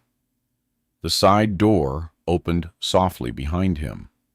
Rachel stepped inside, wearing a dark winter coat, dusted with snow. Shane didn't seem surprised. "You still walk too quietly," he said. Rachel gave a faint, tired smile. "You still notice everything anyway." The workshop remained silent for several seconds. Then Rachel looked toward the watch on the bench. "Dad wore that every day when we were kids." Shane nodded once. He trusted it. "I think he trusted you." That answer stayed hanging quietly between them. Rachel moved farther into the workshop, slowly looking around at old tools and faded shelves. "I used to hate this place," she admitted softly. "Why?" "Because Dad acted different here." Shane understood immediately. Walter looked calmer inside workshops than inside boardrooms, less guarded. Rachel ran her fingers lightly across the edge of the workbench. "I thought Grant was protecting the company," she said. "By the time I realized what was happening, I kept convincing myself it wasn't as bad as it looked. Shane stayed silent, not because he forgave her completely, but because excuses no longer mattered much now. The truth already existed independently. Rachel finally looked toward him. "Do you hate me?" Interesting question. Shane thought about it honestly, then shook his head once. No. That answer surprised her. "I was angry," he admitted quietly. "But hate requires energy. I'd rather spend fixing what's left." Walter probably would have answered the same way. Rachel nodded slowly. "I'm helping investigators now." "I know. They're building federal cases." "I know." She exhaled shakily. Grant still thinks he can negotiate his way out. Shane looked toward the watch again. Grant spent too many years believing control mattered more than consequences. Outside, winter wind rattled softly against the metal siding. Rachel reached into her coat pocket and removed a folded envelope. "He left this with his attorney yesterday." Shane took it carefully. Grant's handwriting. Inside sat only one sentence: "Dad trusted the wrong son." Shane stared at the paper quietly, then folded it once and placed it beside the watch. "No," he said silently. "Dad trusted the only son who wasn't trying to win." Rachel looked at him for a long moment after that. Then she nodded once. No argument. Because somewhere deep down, she finally understood it too. After she left, Shane stayed alone inside the workshop until evening. Snow began falling again outside as daylight disappeared slowly across Dayton. He opened Walter's old toolbox one final time. Inside, beneath the unfinished letter and old photographs, sat a small metal business card holder Shane somehow missed before. Inside were dozens of handwritten names: factory workers, managers, maintenance staff, people Walter trusted. Not executives, not investors, workers. Shane smiled faintly to himself. Even at the end, Walter still thought like a builder instead of an owner. The workshop lights hummed softly overhead while snow thickened outside the windows. Finally, Shane picked up the Omega watch again and fastened it back onto his wrist. Tick, tick, tick. Still moving, just like everything else. Before leaving, Shane shut off the overhead lights and paused beside the doorway for one final look at the workshop. For years he believed Walter left him behind, forgotten him, buried him beneath blame and silence. But now he understood something different. Walter never left him wealth. He left him responsibility, proof, patience, and the choice to become a different kind of man than the ones who destroyed themselves chasing power. Outside, snow covered the empty street in white silence. Shane locked the workshop door carefully behind him and walked toward his old pickup beneath the falling Ohio snow. And on his wrist, the watch Walter Ford trusted more than people kept perfect time. For years, Shane believed silence meant weakness because that's what louder people kept teaching him. But the truth is, quiet people often notice the things everyone else misses. They listen longer. They react slower. And when the time finally comes to act, they usually already understand the entire room. Walter Ford understood something most people never learn in time: evidence matters more than emotion. Anger burns fast, proof lasts. That's why he didn't leave Shane money or speeches or revenge. He left records, timelines, documents, a watch, carrying the truth hidden inside something everybody underestimated. Real life works like that more often than people admit. Families break quietly before they explode publicly. Businesses collapse slowly before headlines notice. And sometimes, the person everybody dismisses ends up being the only one patient enough to hold things together when everything starts falling apart. So here's the question. If people underestimated you for years, what would you do once the truth finally came out? Drop your answer in the comments. And if you stayed with this story all the way to the end, subscribe to the channel. Tomorrow's story is about a man who got fired from the company he helped build, then returned 6 months later, owning the building itself.